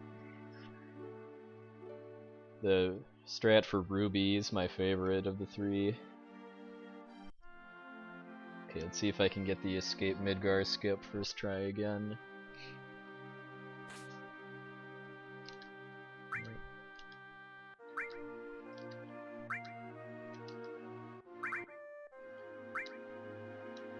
Okay, that was not the greatest, but got it.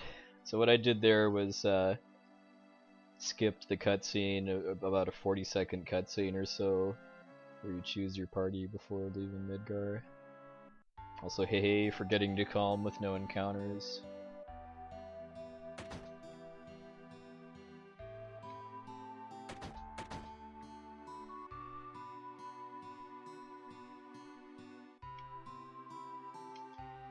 Encounters on the world map are random. They're not. Well, I mean, they're not pure. I mean, there is ways to manipulate them, but it's much harder than field map encounters. So for my purposes, it's random.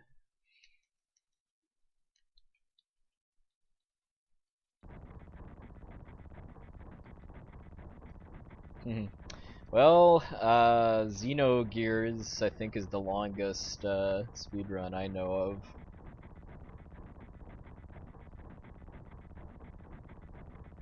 Persona 4 and Legend of Dragoon are up there too. Hey Ishmael.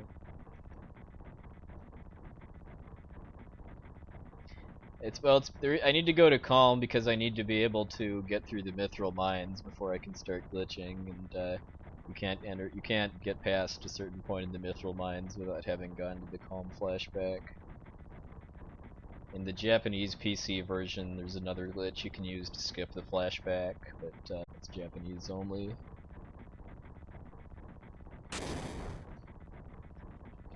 Well, I don't consider Nemesis percent to be a run. That's just something Johan did once.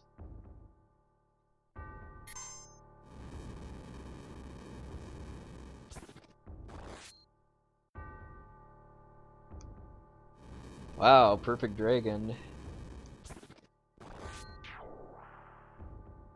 That definitely makes up for the time I lost failing the escape Midgar skip a couple times.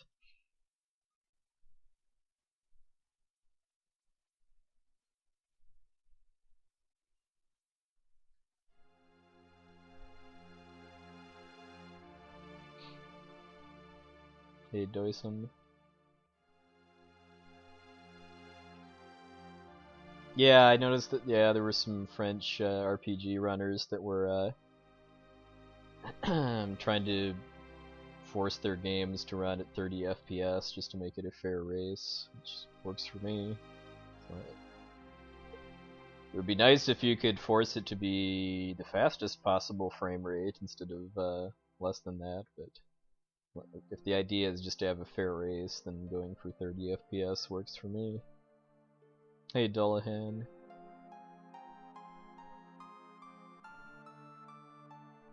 Yeah, I got a pretty fast Zalem skip last night.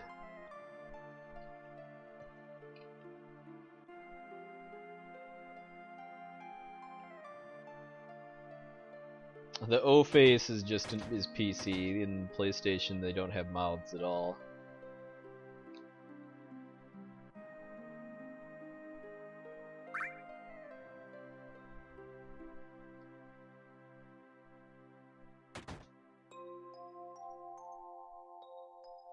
So here's where on PlayStation I'd be able to do the photo skip, save like about somewhere between 20 and 30 seconds, because I'd be able to do paralysis dodge glitching in order to skip this cutscene. But for some reason on PC, if you do it, the game will soft lock when you get to the next cutscene. It's after falling off the bridge.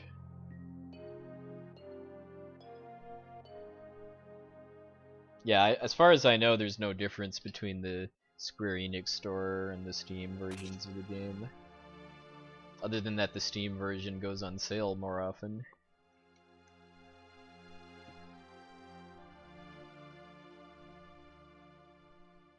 Because, like, I think the cloud saving and stuff is still based around you need a Square Enix account instead of going through your Steam profile.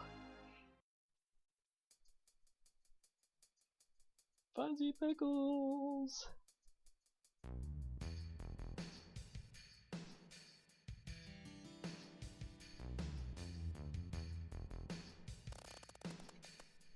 Yeah, it's like in a version of this run that doesn't allow using pre-made save files, that only allows save files that you make during the actual run. You can use the photo skip in order to get a save file that's in Mount Nibble, and then use that for save warping later.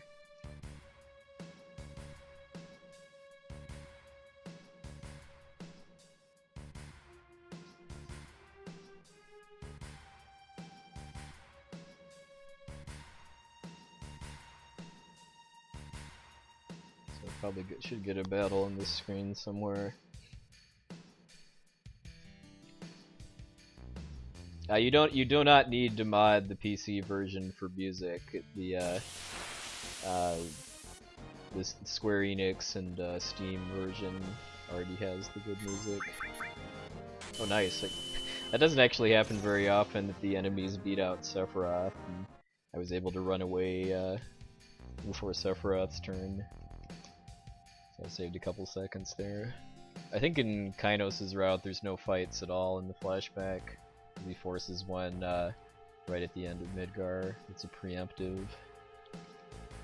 Hey, Moon Cow Pig. But yeah, the PC version got patched to fix the music last year, which made it very surprising that when they released PC FF8 that it didn't have the original music. So I think for FF8 you still have to mod the game in order to get the good versions of the music, which is unfortunate, but at least there's a workaround.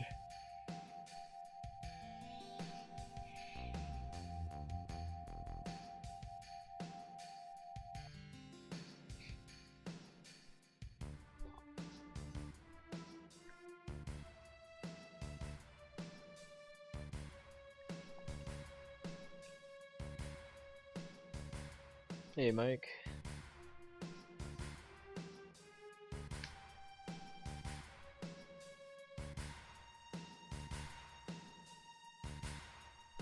Believe it or not, it actually took me a while to figure out the optimal way to get up that ladder without wasting steps.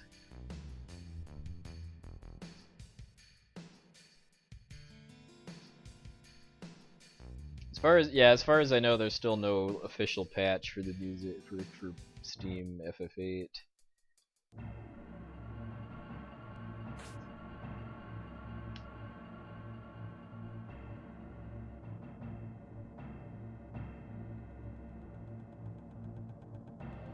So I ducked in and out of the reactor in order to make Sephiroth disappear from that bridge area, so I wouldn't get stuck behind him for a couple seconds. I think it saves even more time on PC than PlayStation because the load coming in and out of the reactor is instant.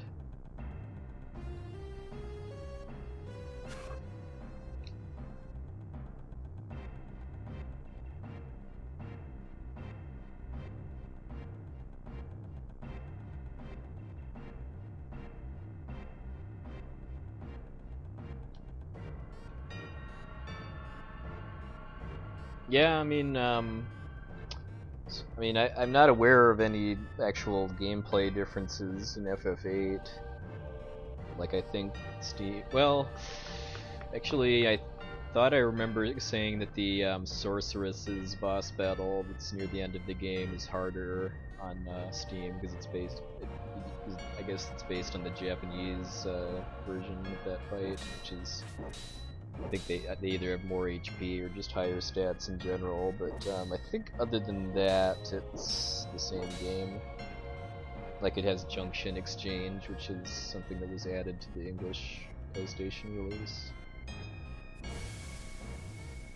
I mean, I've never speedrun FF8, and I don't know if I ever will, honestly, so I'm certainly not an expert on the subject.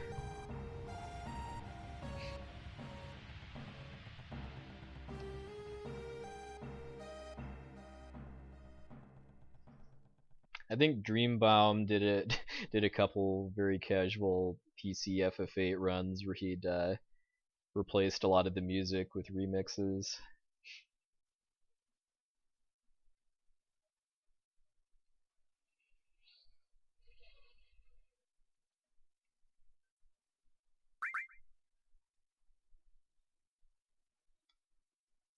Ooh, hotel updates, nice.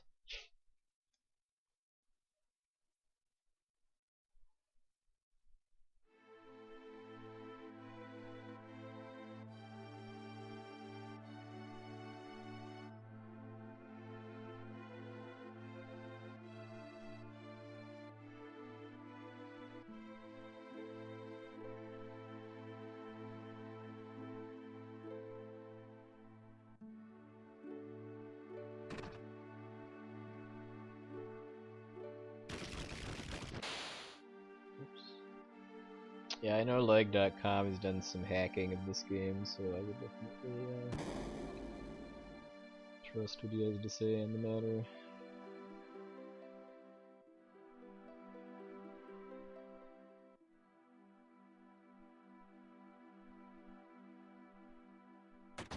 I want to say that the fact there was a PC release of this game is a big part of why there's so much that's known about it too, because I think the PC version is much easier to disassemble than the PlayStation version.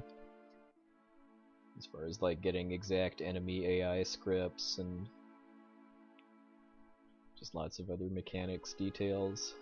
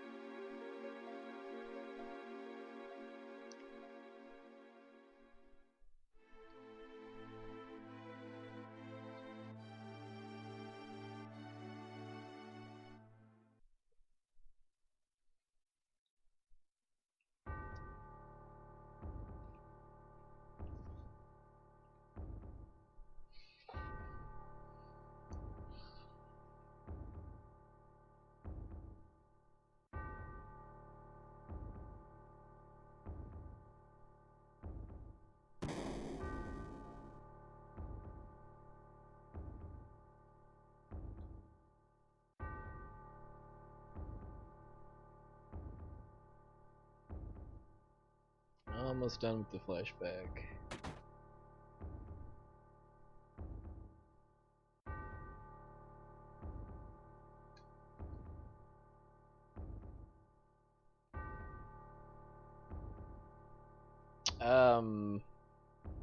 Well, why would you need an emulator? I mean, you can just you can play PS1 games on any model PS3 if you have the discs. There's a lot that you can download on the PSN store too.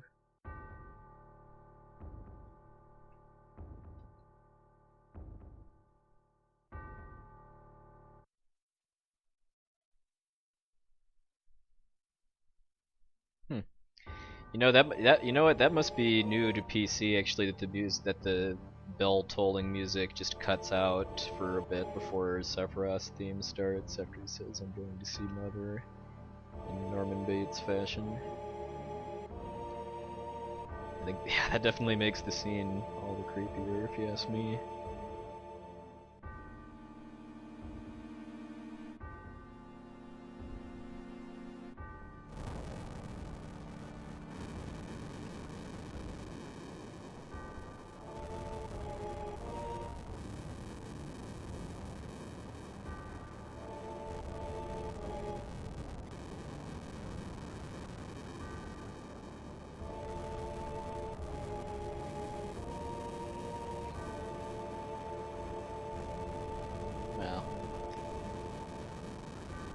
There wasn't really a whole lot that was really good about the hotel we had for SGDQ.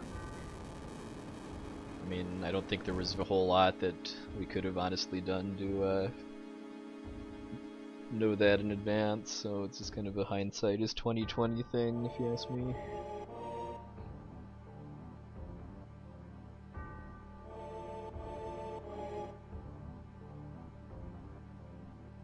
Hopefully we'll have a better location for SGDQ next year.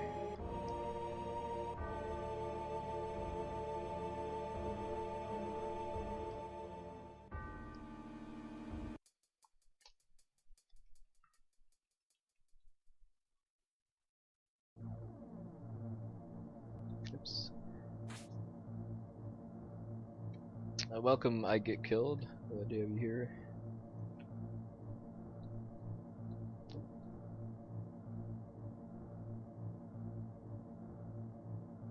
Well, you'll be seeing the warping pretty soon, as soon as I get through the Mythril Mines.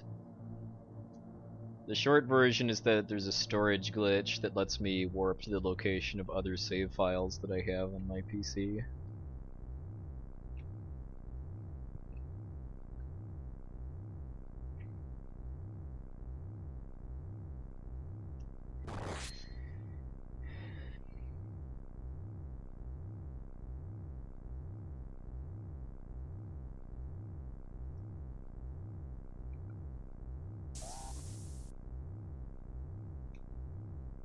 It looks like you should be able to just run around Tifa, but she creates an invisible force field that prevents you from going up the stairs until you move her.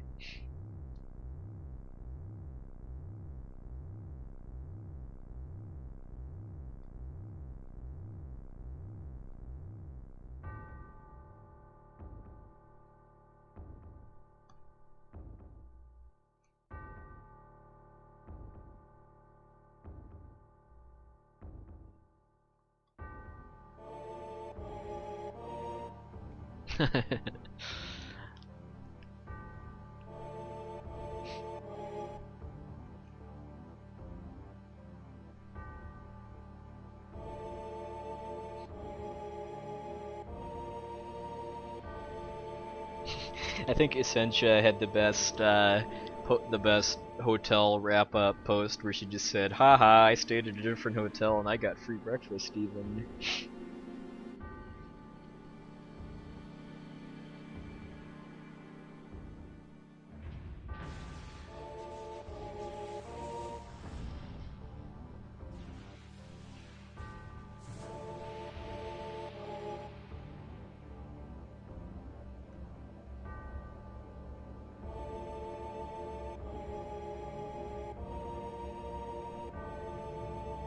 Probably the thing that affected my experience the most was the Mexican Amway thing. I mean, just because there was this endless loud music and people screaming into microphones right next door to us. Like, it was really bad during like the 2D Mario games. I was just amazed that the runners were able to actually concentrate.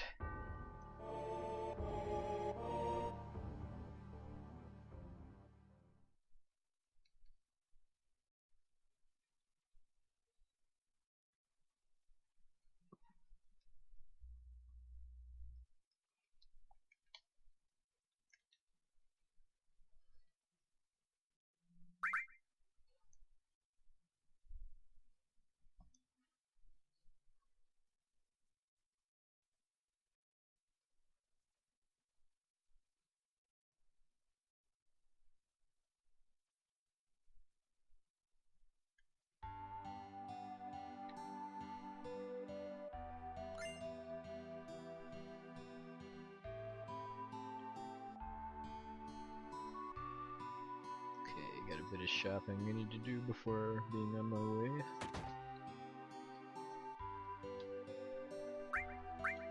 Okay, this is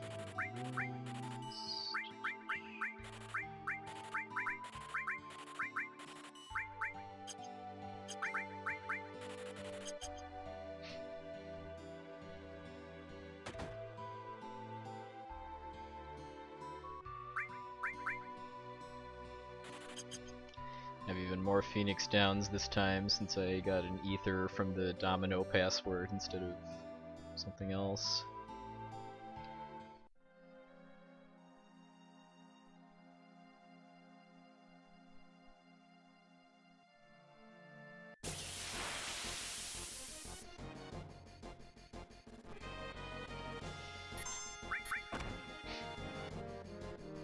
Yeah, the copy pasta response from the whoever from the hotel was reading the reviews.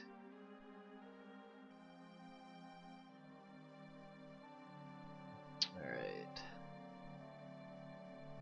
Pretty bit. Well, okay, so to say that's a really bad spot for the Zalem, but at least getting into a fight will reset its position.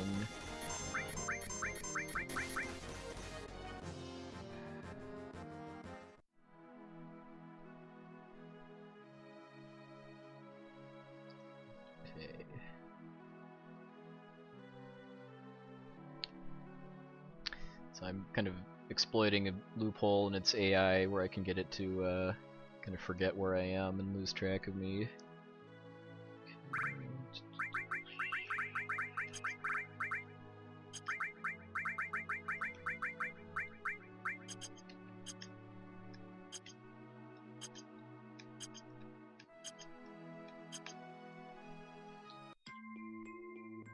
Hey, hey, nice.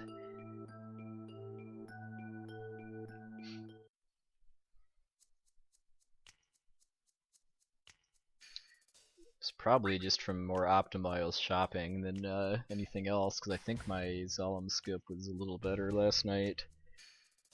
And I only got one encounter on the map. Oh, and then I also skipped a cutscene in front of the entrance to the mines, too. By opening the menu while moving.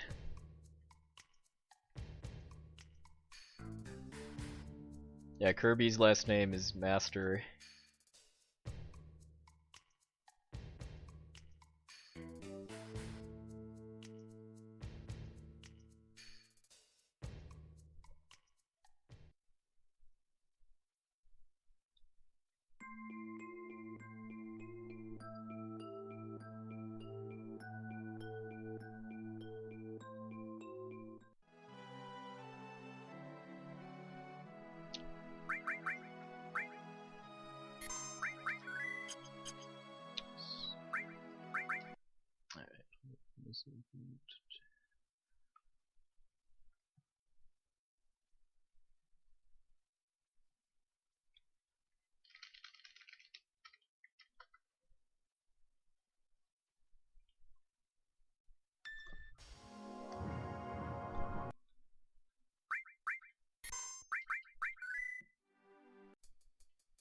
So I'm loading a very special save file right here that's at the exit to Mount Nibble, and yeah, my characters are all kind of dead right now.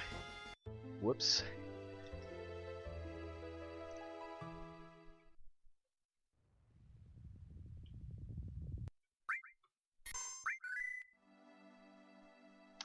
So anyway, where were we? Okay, so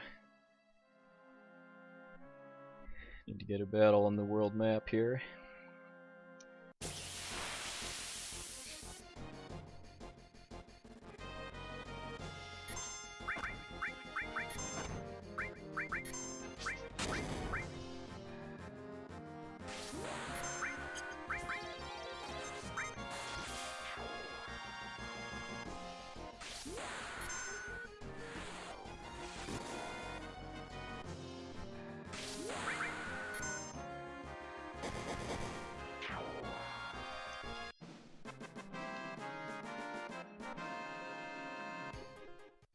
And now I'm at the other side of Mount Nibble. But we're not done yet.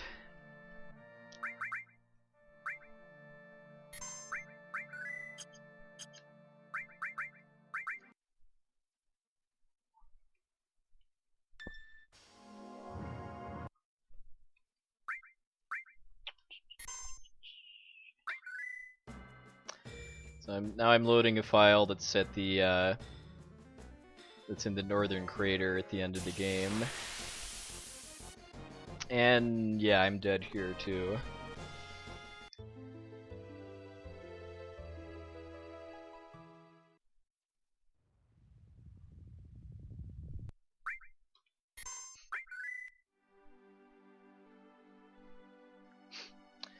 So this forest right here has a has the highest encounter rate for Yuffie in the game.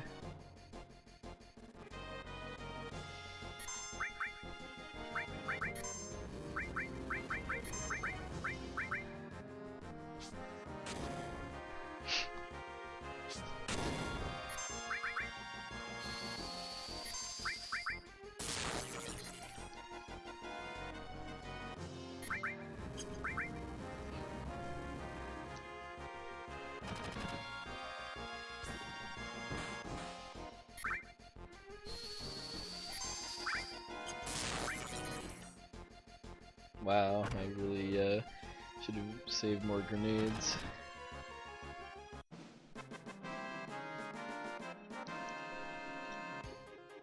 And presto, we're at the we're in the crater with my speedrun file now.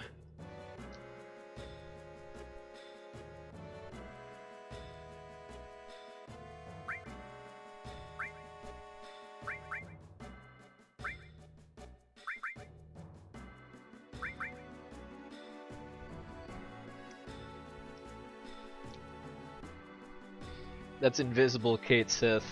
That's next to Barrett, by the way, too. Yeah, that's why there's nothing happening right now.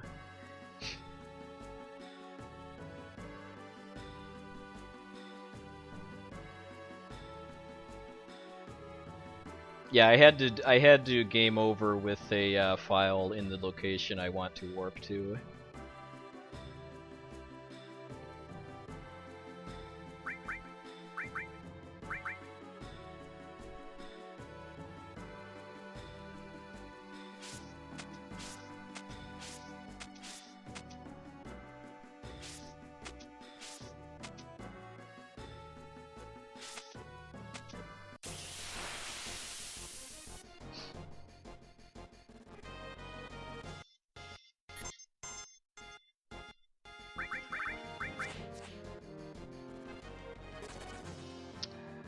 And I was pause buffering there to kind of make my character's ATB bars fill slightly faster, since that's one of the more dangerous battles I'm getting down here.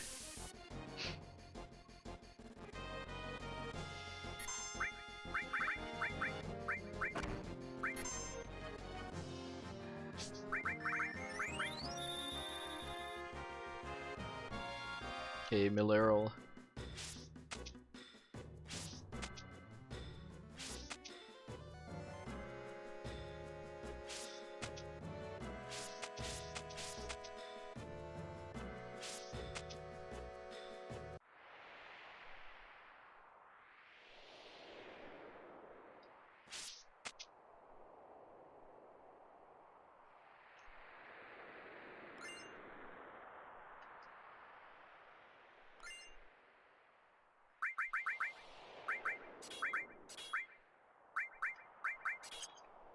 So I'm picking up the Mysteel and the Speed Source here from my other characters. The Mysteel is one of the best pieces of armor in the game, which gives you a really high evasion rate. Also, I'm really behind on steps too. I shouldn't have done the Seph skip in the flashback.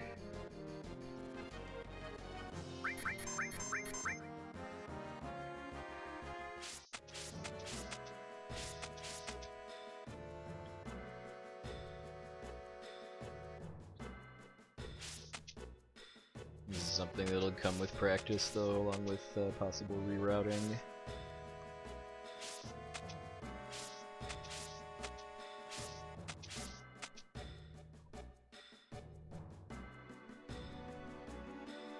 Oops. Ah, that doesn't help either. So anyway, going to the bottom of the crater sets some variables in the game that makes it think that I'm at the end, basically. So I'm not strong enough to actually beat the final boss now. So I'm gonna leave and then become strong enough to beat the game. Now that I've set the variables that if I leave the crater, I'll have the high wind, along with some other stuff being available to me.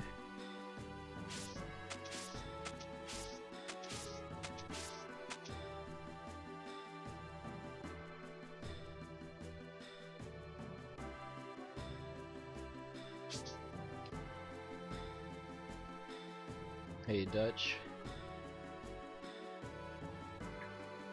Ah, come on, get up there. That stalagmite is so picky.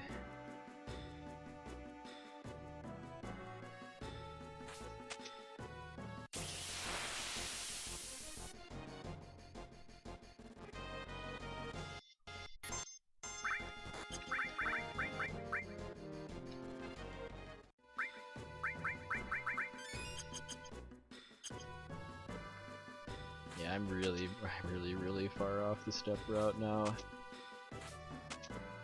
which is making this more dangerous. Oh, I also walked too much in the last part. So.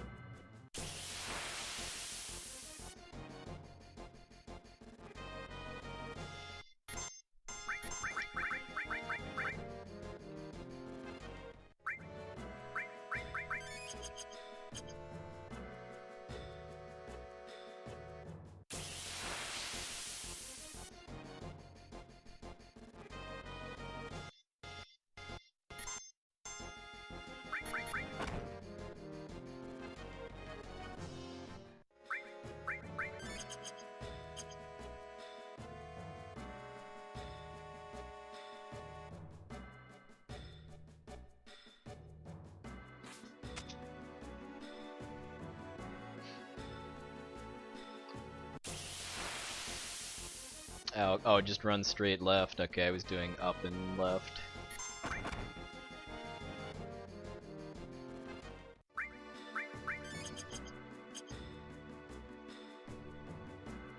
As you might expect, I'm not actually used to climbing up the crater, only going down. That's where you go in a normal run.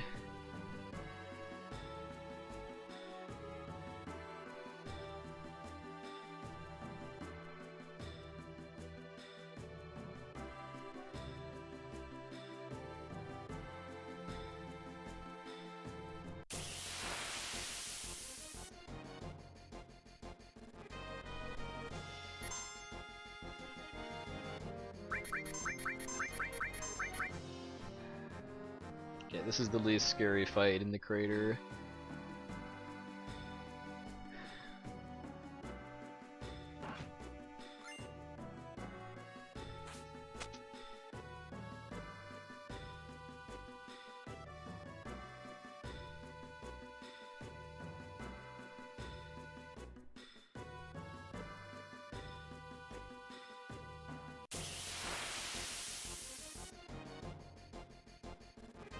This is one of the more scary ones.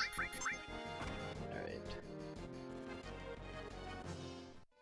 Hey, high spirits.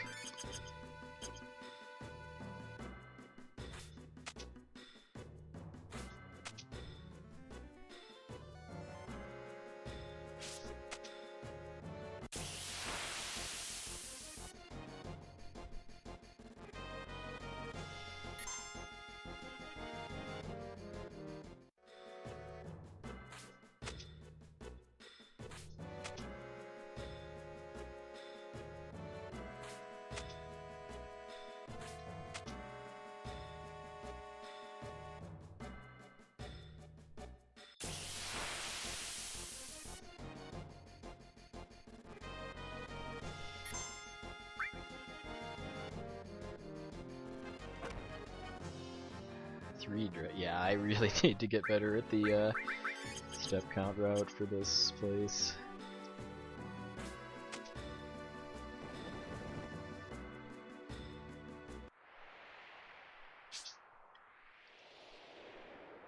Alright, and then because I haven't actually, I didn't actually enter the crater the intended way after I climb up the ladder.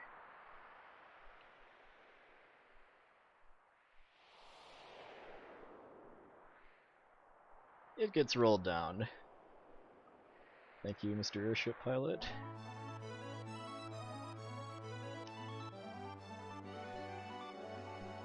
Yeah, there's only supposed to be one of those dragons. Alright, so now we're on the world map with the high wind, with the game thinking I've gotten to the equivalent of Disc 3.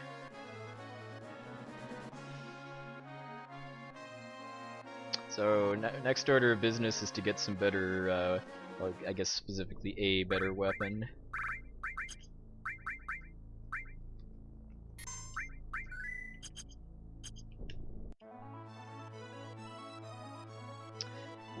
So we're gonna say hi to Mr. Ultima Weapon here, who is supposed to have 100,000 HP for this fight, but because I didn't actually fight him in Midil, his HP value never actually got set properly, and he has 0 HP. So if I heal him with a potion, then he gets 100 HP, because Ultima Weapon in this game is kind of like Doomgaze in FF6, where you fight him multiple times on the world map and his HP doesn't get restored between fights.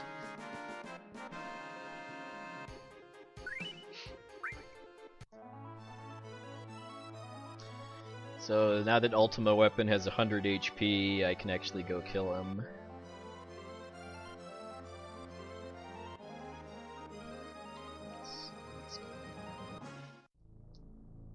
Oh, dang it, I pressed triangle too early. Have to wait for Cloud to fully get out of the airship.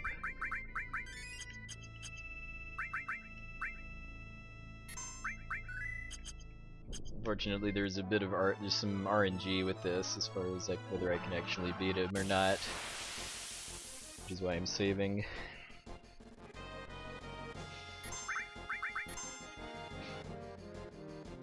Okay, hopefully Cloud dodges this. And hopefully he dodges Shadow Flare too. Because if not, I have to reload and try it again. Alright, nice. So I get both the Ultima Weapon for Cloud along with 15 level ups. Along with, and also leveling up the Restore materia.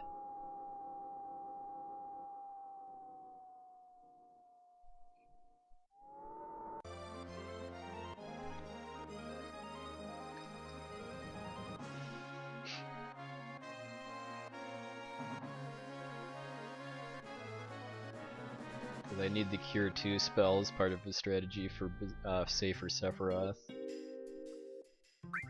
Okay, so I have some treasure I need to dig up here.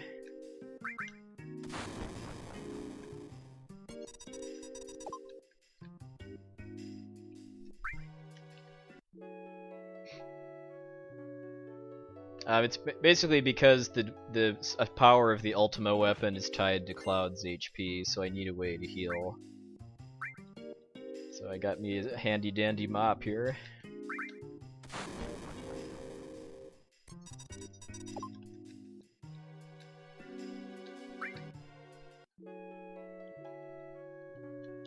Alright, now I'll remember to actually try for a 1-second glitch here. Nope. W item! So I was trying to skip the animation of actually opening the chest.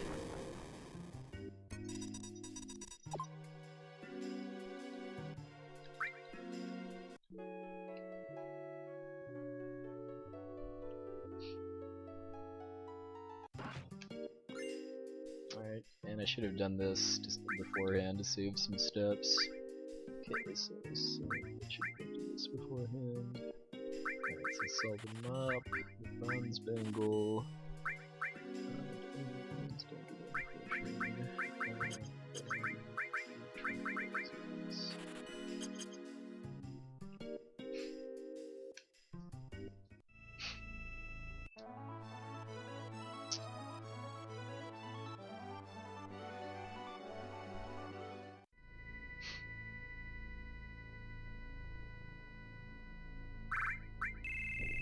Oh hey Aerith, glad to have you here.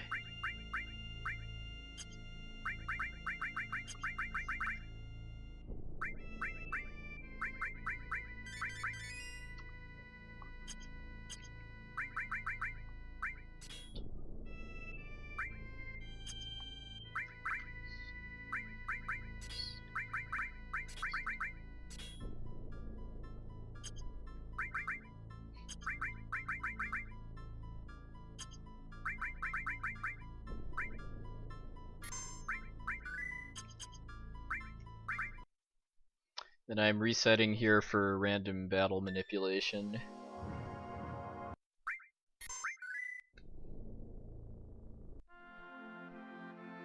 So I'm using that key I just dug up in order to re-enter Midgar, because there's a very special battle I need to get into here.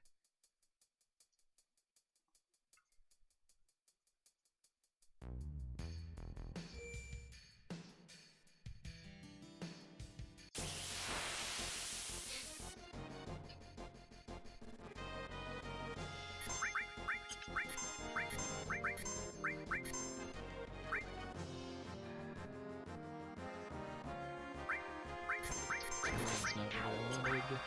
Ah.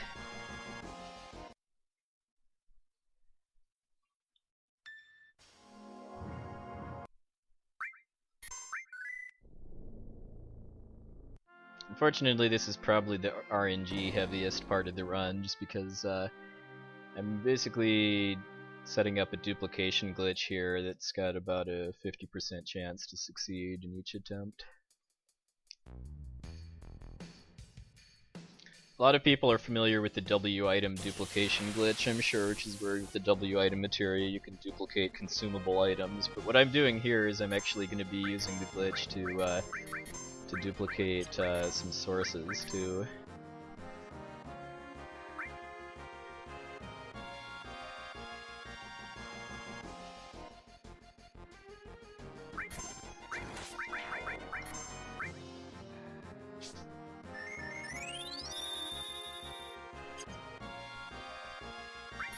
Ah, got bad luck there.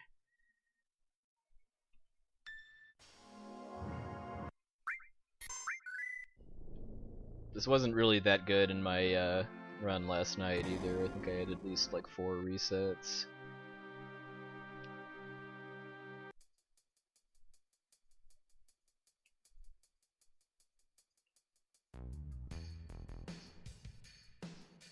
I might have had it the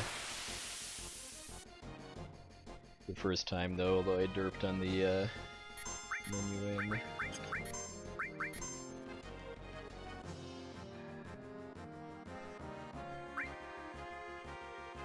Okay.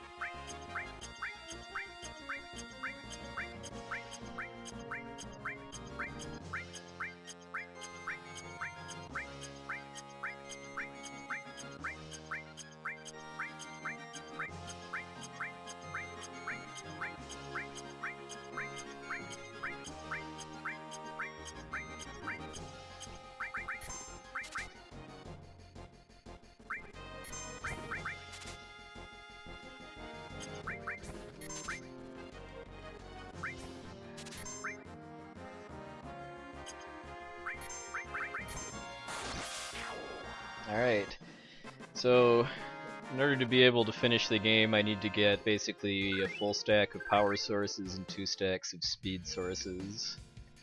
So there's my power sources.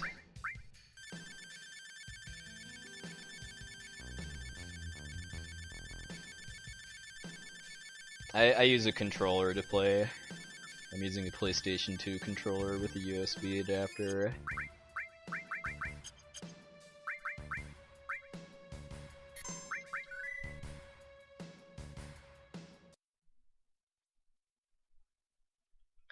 And in between battles, I need to save and reset in order to manipulate the next battle being a thief.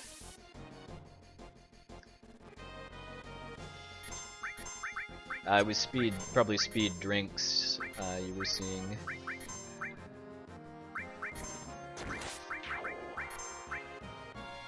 Oh, I killed the wrong one, nice.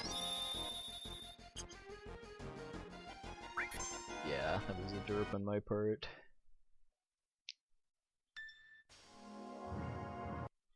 This is something I'll get faster at with practice too.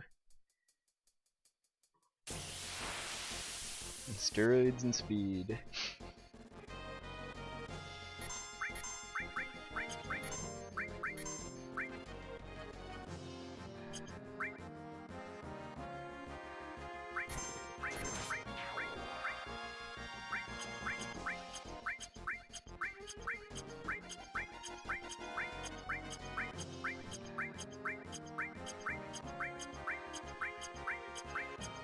W item lets you use 2 items at once, but you can also use it to duplicate the first item. It's easy to duplicate items that you can use in battle, but in order to duplicate sources, which you can't use in battle, that's why I need to go through this whole rigmarole with getting the source stolen and then getting it back.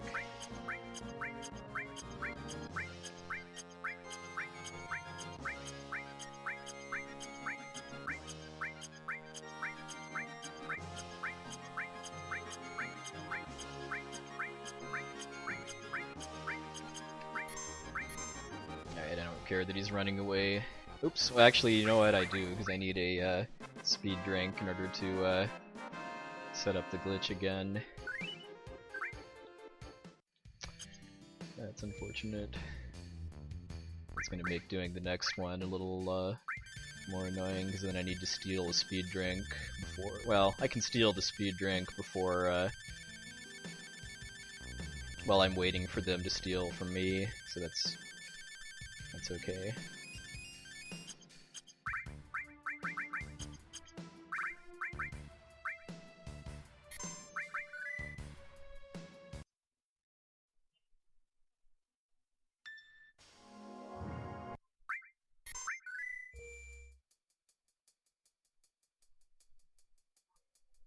Okay, now we should really force this one near the exit, because if I get the dupes, then I can leave.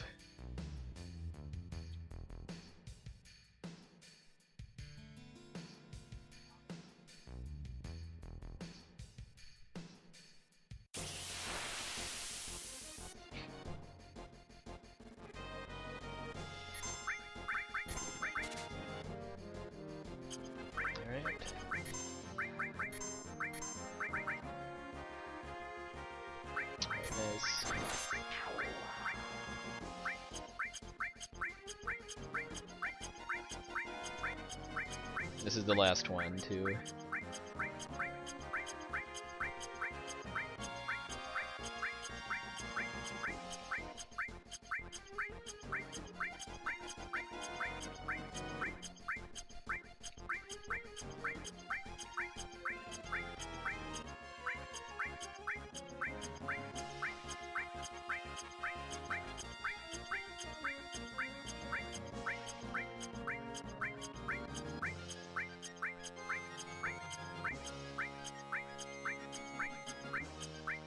Yeah, I could have probably saved 1 or 2 resets if I hadn't killed the wrong thief in the first battle.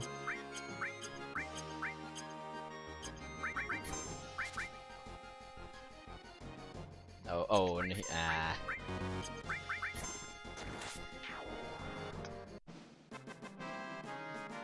Because I need one more speed drink. So I'm gonna lose. Yeah, so I'm gonna lose a bit of time here because of having to steal another one. But I'll still gain time here over last night, though, I think.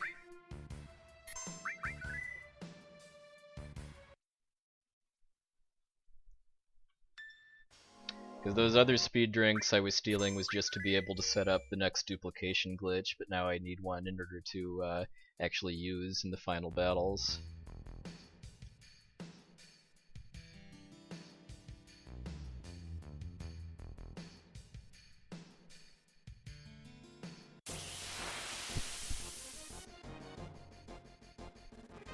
Well, the thing you can W item duplicate speed drinks, but the one that I'd stolen before was glitched out of existence by the duplication.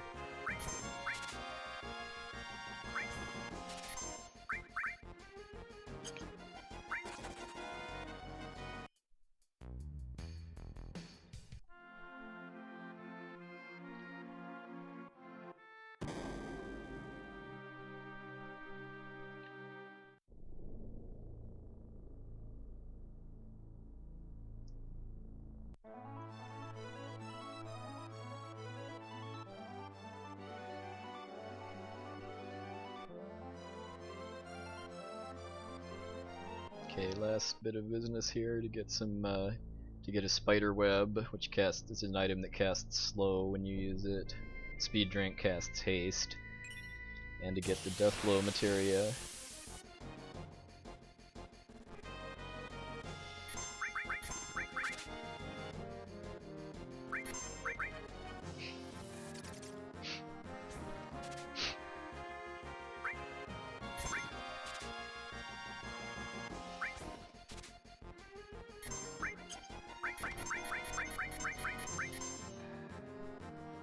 I love Sid's running away animation.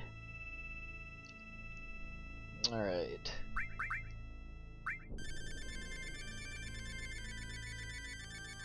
This is where Final Fantasy VII meets Wild Arms.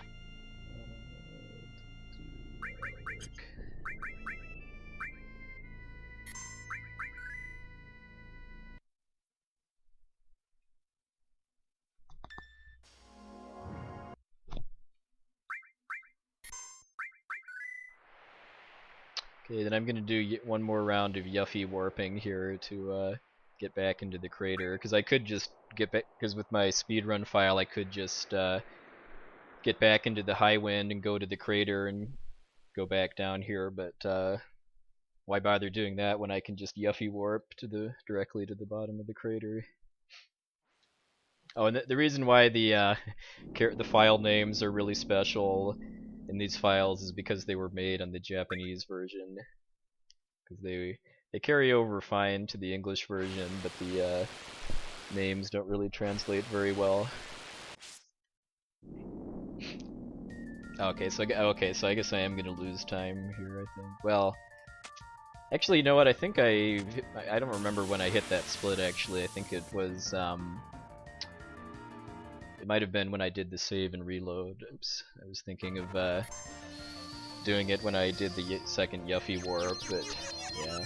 I guess we'll see when I get to Genova Synthesis. It's because you can only Yuffie Warp to places. Well, I'm setting up a new Yuffie Warp here because this is not my speedrun file. This is a file that has Vincent in it, who's got a bunch of materia that let him run away from regular battles really efficiently. But since you start setting up a Yuffie Warp from a save, that's the last place that you can save, is right before the final descent. So this is a glitch right here called the Vincent Mug glitch, where when Vincent has one of 5 specific weapons equipped and does the mug command, then it cancels the next battle animation. So what just happened there was that Vincent cast escape, but the using his sneak attack materia, but the animation got cancelled. And here, rip. That was the animation that got cancelled. There was the Iron Giant killing him.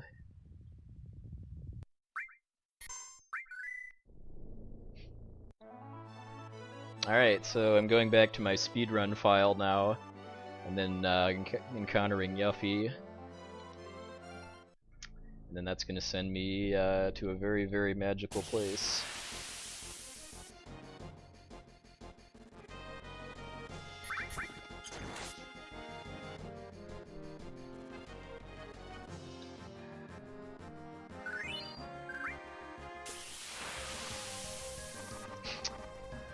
How do you know we're at the end of the final descent now?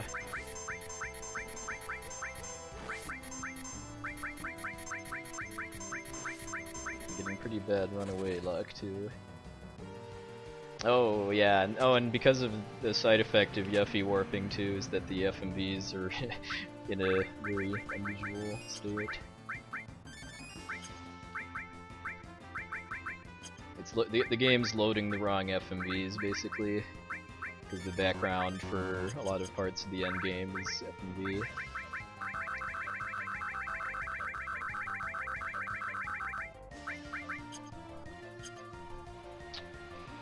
Okay, let's do this.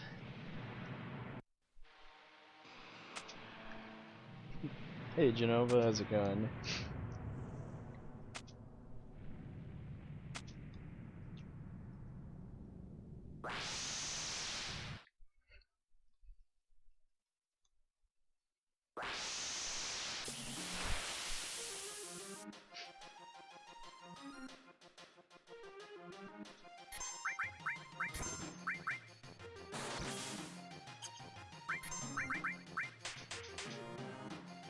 Dang it.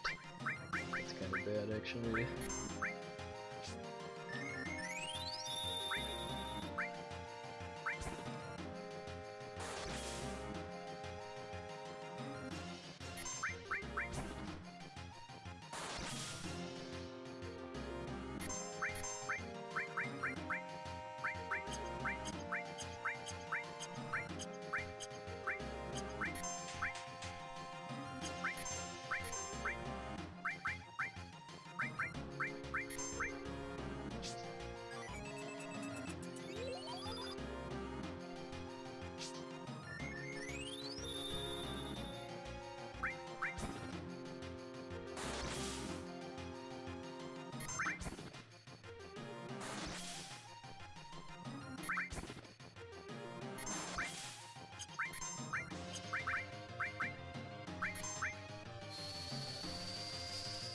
Yeah, this is not going well at all.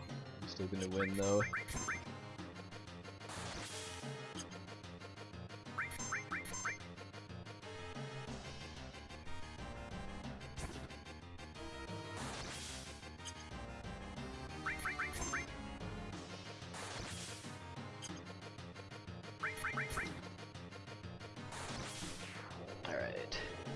So yeah, I gained a bunch of time because I skipped getting some extra healing items, which I would do in a marathon type run. But here I'm just trying to improve my time. The reason Deathblow is always hitting is because Cloud has the Misteel equipped. Misteel is the best armor in the game for evasion, and your own evasion stat is part of the formula that determines Deathblow accuracy. No, you don't need speed sources to get auto Deathblow hits, you just need the Misteel.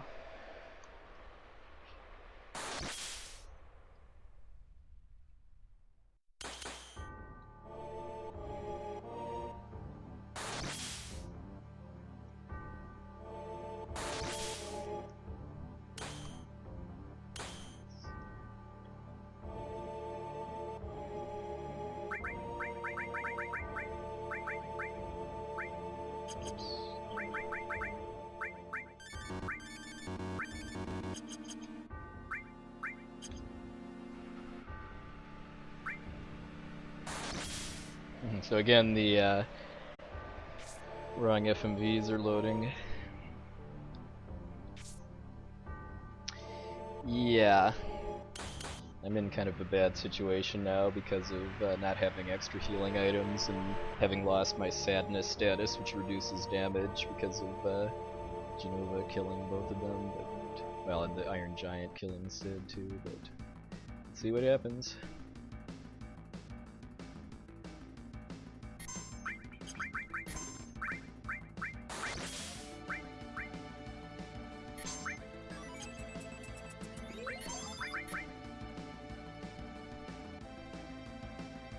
The record is 235 by Kynos.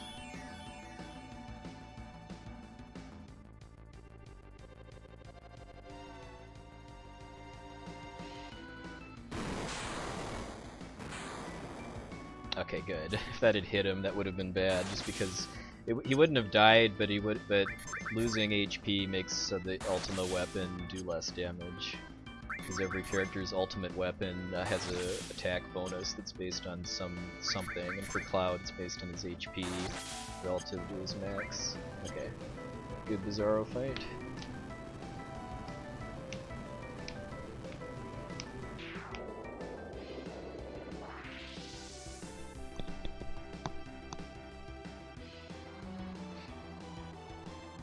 We actually get to hear Birth of a God too, because in the PlayStation run, because of doing the Midgar skip, the music is screwed up for disc 3, and you get to hear the victory theme for Bizarro Seph instead of Birth of a God.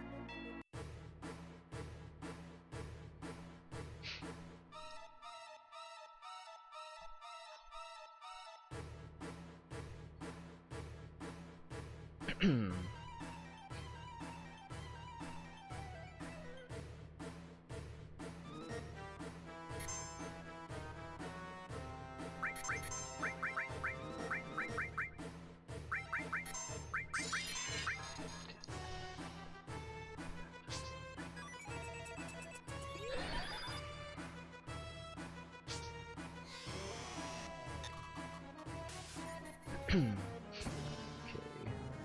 1, 2, 3, 4, 5, 6. Don't kill Cloud, don't kill Cloud. Okay. We in this.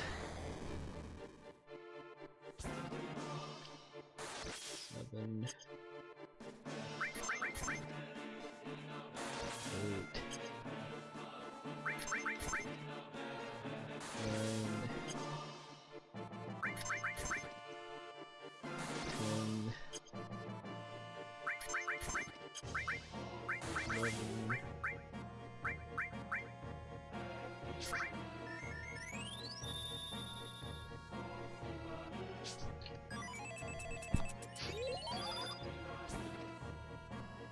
12.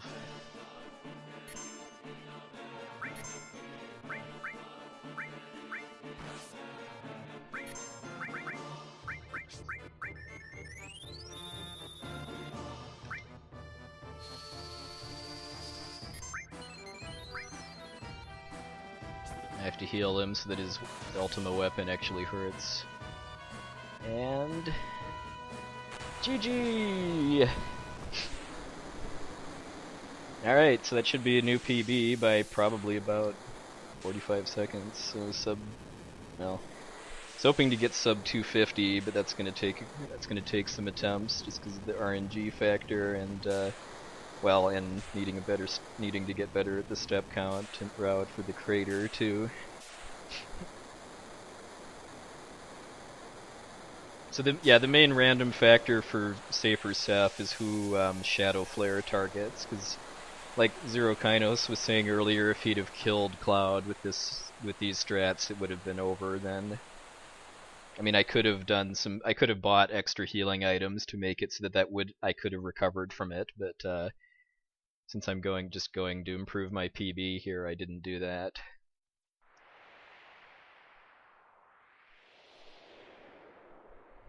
The wing smash, as I call it, always targets the character with the most HP, so I knew it was going to target Cloud, so that's why I had to revive and then cure him in order to be able to finish Sephiroth. No, there's no Omni Slash, because I want to get a PB. Anytime I run this for marathons, or I'm finishing a run that's not a PB, there'll be Omni Slash, though. Hey, Mega Meerkat. Yeah, once you've beat Safer Sephiroth, Cloud learns all of his limit breaks. And that actually matters in the all weapons Yuffie Warping run. Because you can then use Omni Slash. Oh yeah, they're having all these flashbacks to Midgar too.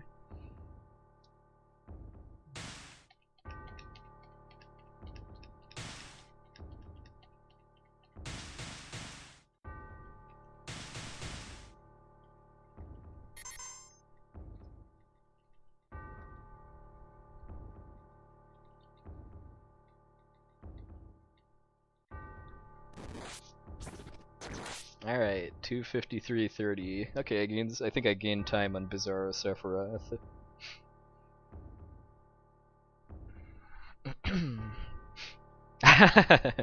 Yeah, poor Kynos had to Omni Slash him for ESA.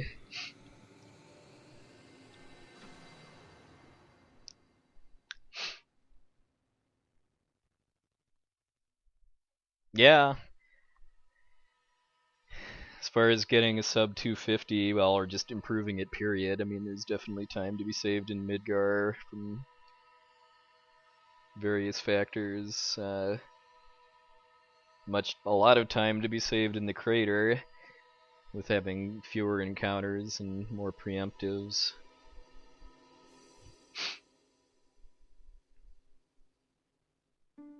And time to be saved on the source duping, too.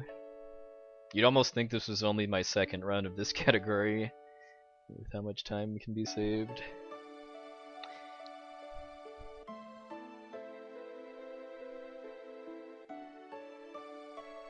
Yeah, I mean, this is a pretty fun run, because I mean, like for marathons, it gives a really nice kind of sampling of what a Final Fantasy VII run is like. Without taking out more than 3 hours on a schedule, because you get a sample of like step count manipulation, ATB manipulation, the Midgar Zalem skip, and paralysis dodging, and then you also get the Yuffie Warping.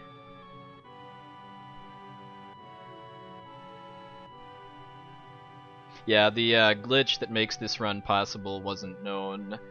Let's see, when was the Yuffie Warp glitch discovered? I think it was sometime last year. Alright, good night, Empty Eye, thanks for watching. I want to say it was sometime in 2013 that the Yuffie Warp glitch was discovered. It was actually discovered by Neohart, who's here in chat. And then it was Kynos that turned the glitch into a speedrun route, basically, as far as routing it around both being able to use pre-made saves and only using saves you make during the run. The categories of this that I offered for AGDQ were this Yuffie Warp Plus with an incentive for all weapons, which adds about 45 minutes. And that's even crazier, because the rules for that run are that you're fighting diamond, emerald, and ruby weapons, but with the power of Yuffie Warping and source duping, that only adds about 45 minutes to the run. The strategy that you use to kill ruby weapon is just hilarious too. Because it's pretty similar to how most people fight ruby weapon, but it has a pretty big twist on it.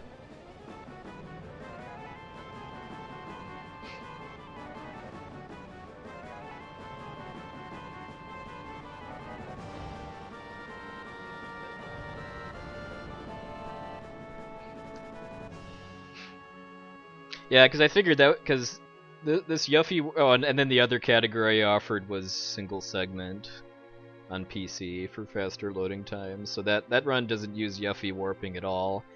I mean, if you used Yuffie Warping without pre-made files, that would save some time over not using it at all. But it makes some of the more hype boss battles kind of boring and grindier too, just because of having to farm combat items.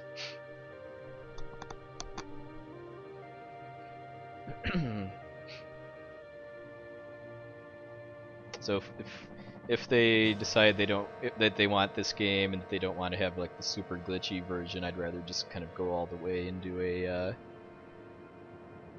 full game run basically. But for the Yuffie Warp run, because there's fewer possible incentives, because like only 5 of the characters are required to be named: Cloud, Aerith, Tifa, Red 13, and Barrett. And I guess you could name Vincent too, but you can't name Yuffie because you need to fight Yuffie to do Yuffie Warping, and you can't have recruited her and fight her. So, and we're also not going to the Gold Saucer, so we can't do the Gold Saucer date. So fighting the weapons would be a pretty nice incentive to be able to offer.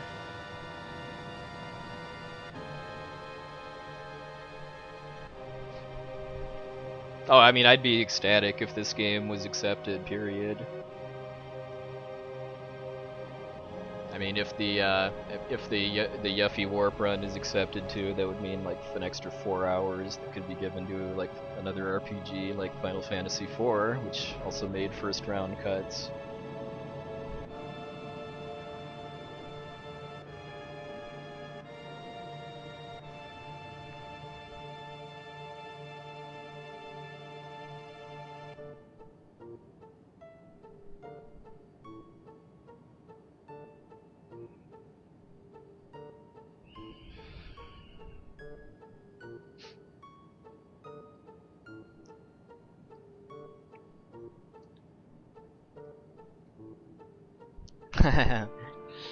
Well, Barrett and Sid both do pretty considerable swearing.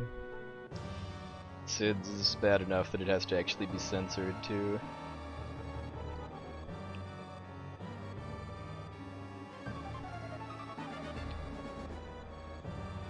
Oh, interesting. How does that work exactly? I mean, are you like Yuffie Warping to Wutai in the middle of the Wutai side quest or something, so that she rejoins you afterwards?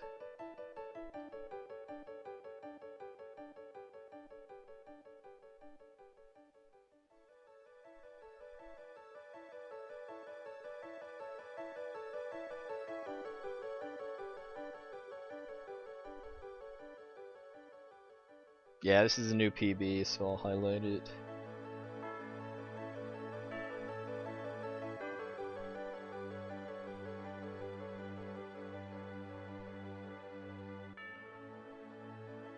Okay, so yeah, it is you are going inside the Wutai side quest then.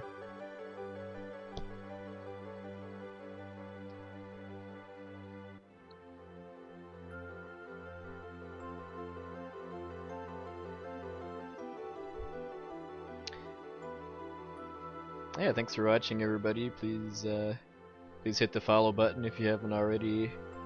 Got my Twitter and YouTube linked on my Twitch bio if you're so inclined to. This game and Final Fantasy VI are my main speedrun projects right now. And you should also check out XeroKynos and Neohart, who also do PC FF7 runs.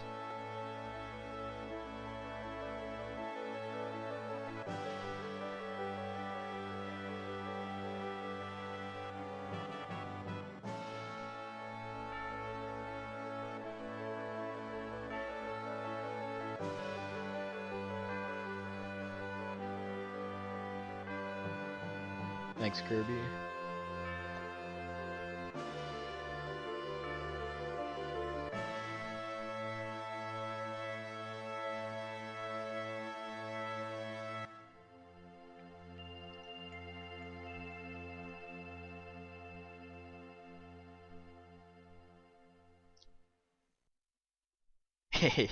Yeah, the ending makes considerably less sense given that Aerith helped kill Sephiroth in this run. Oh, thanks, Dutch. Yeah, let's find us a raid target.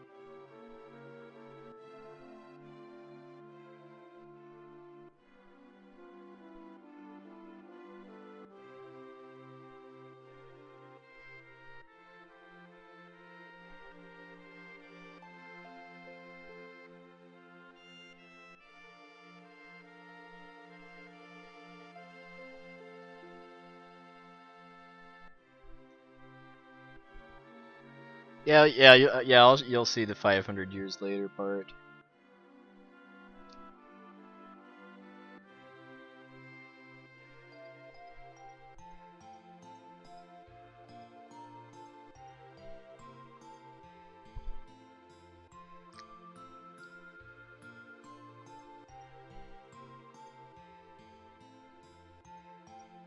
I think there was a fourth file in there. I don't remember where it was. I'll have to, because I can check quick after the ending. I take it the all weapons run requires doing a doing an additional warp. Oh yeah, to be able to fight. I guess you need to do that in order to actually be able to fight Diamond Weapon. Because the because Diamond Weapon isn't on the world map after you do the warp. Hey Kabahi. Yeah, I think last I checked, FF4 was the only Final Fantasy that had been past round 1.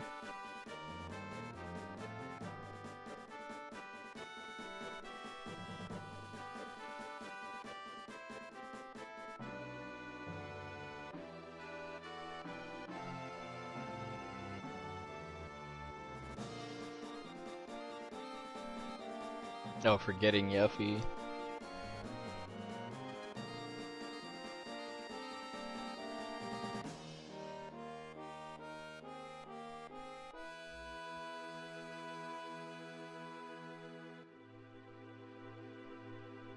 Yeah, if one of you guys has a diamond weapon file you wouldn't mind sending my way, I'd appreciate it. Not that it would be terribly difficult to make one on my own.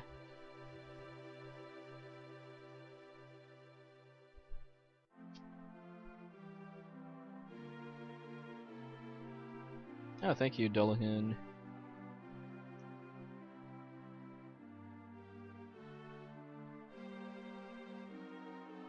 Okay, I'll give you 2 radies tonight. We can have the Seawolf one who's doing an FF5 4-job fiesta.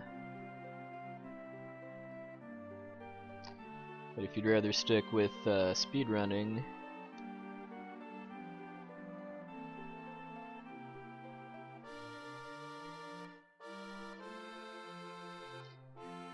No Cash is doing a FF4 no 64 door glitch run, or as I like to call it, a full game run.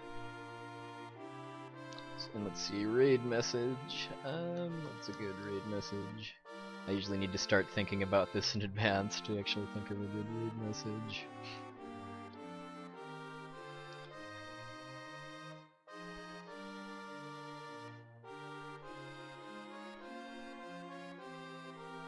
What's that copy pasta that people like to use from Neohart stream about walking the streets late at night? I guess we can do that one this time.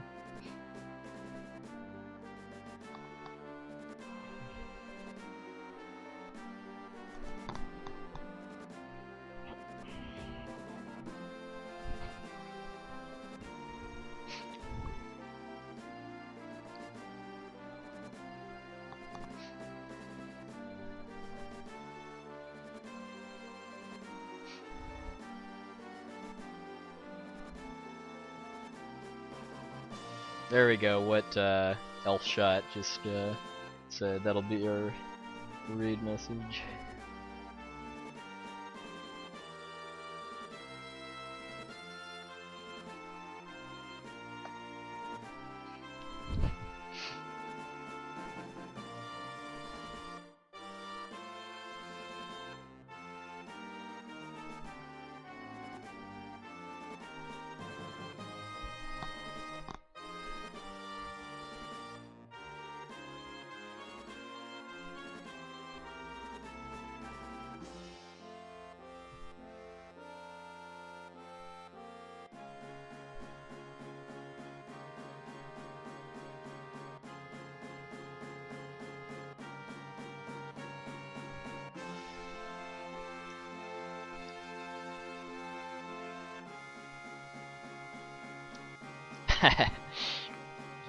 I would imagine. Yeah, I can't say I'm really a fan of spam outside of raid messages, but to everyone their own.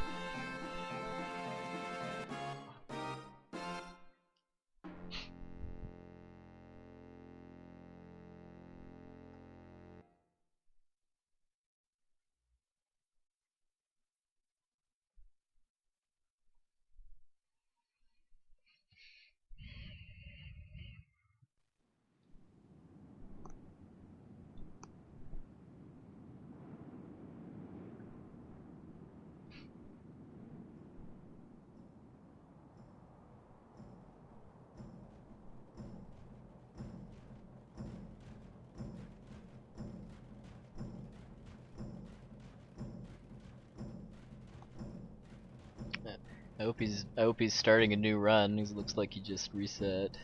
Oh, he's switching to 64 door glitch. Looks like he's switching his timer.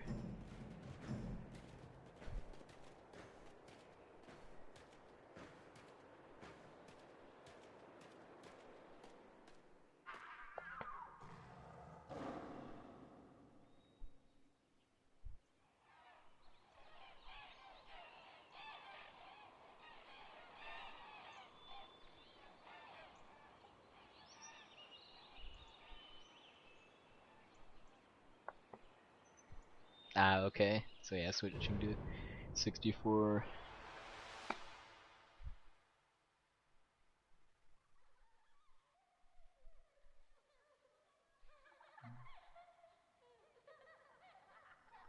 Yeah, thanks everybody for watching. I might do this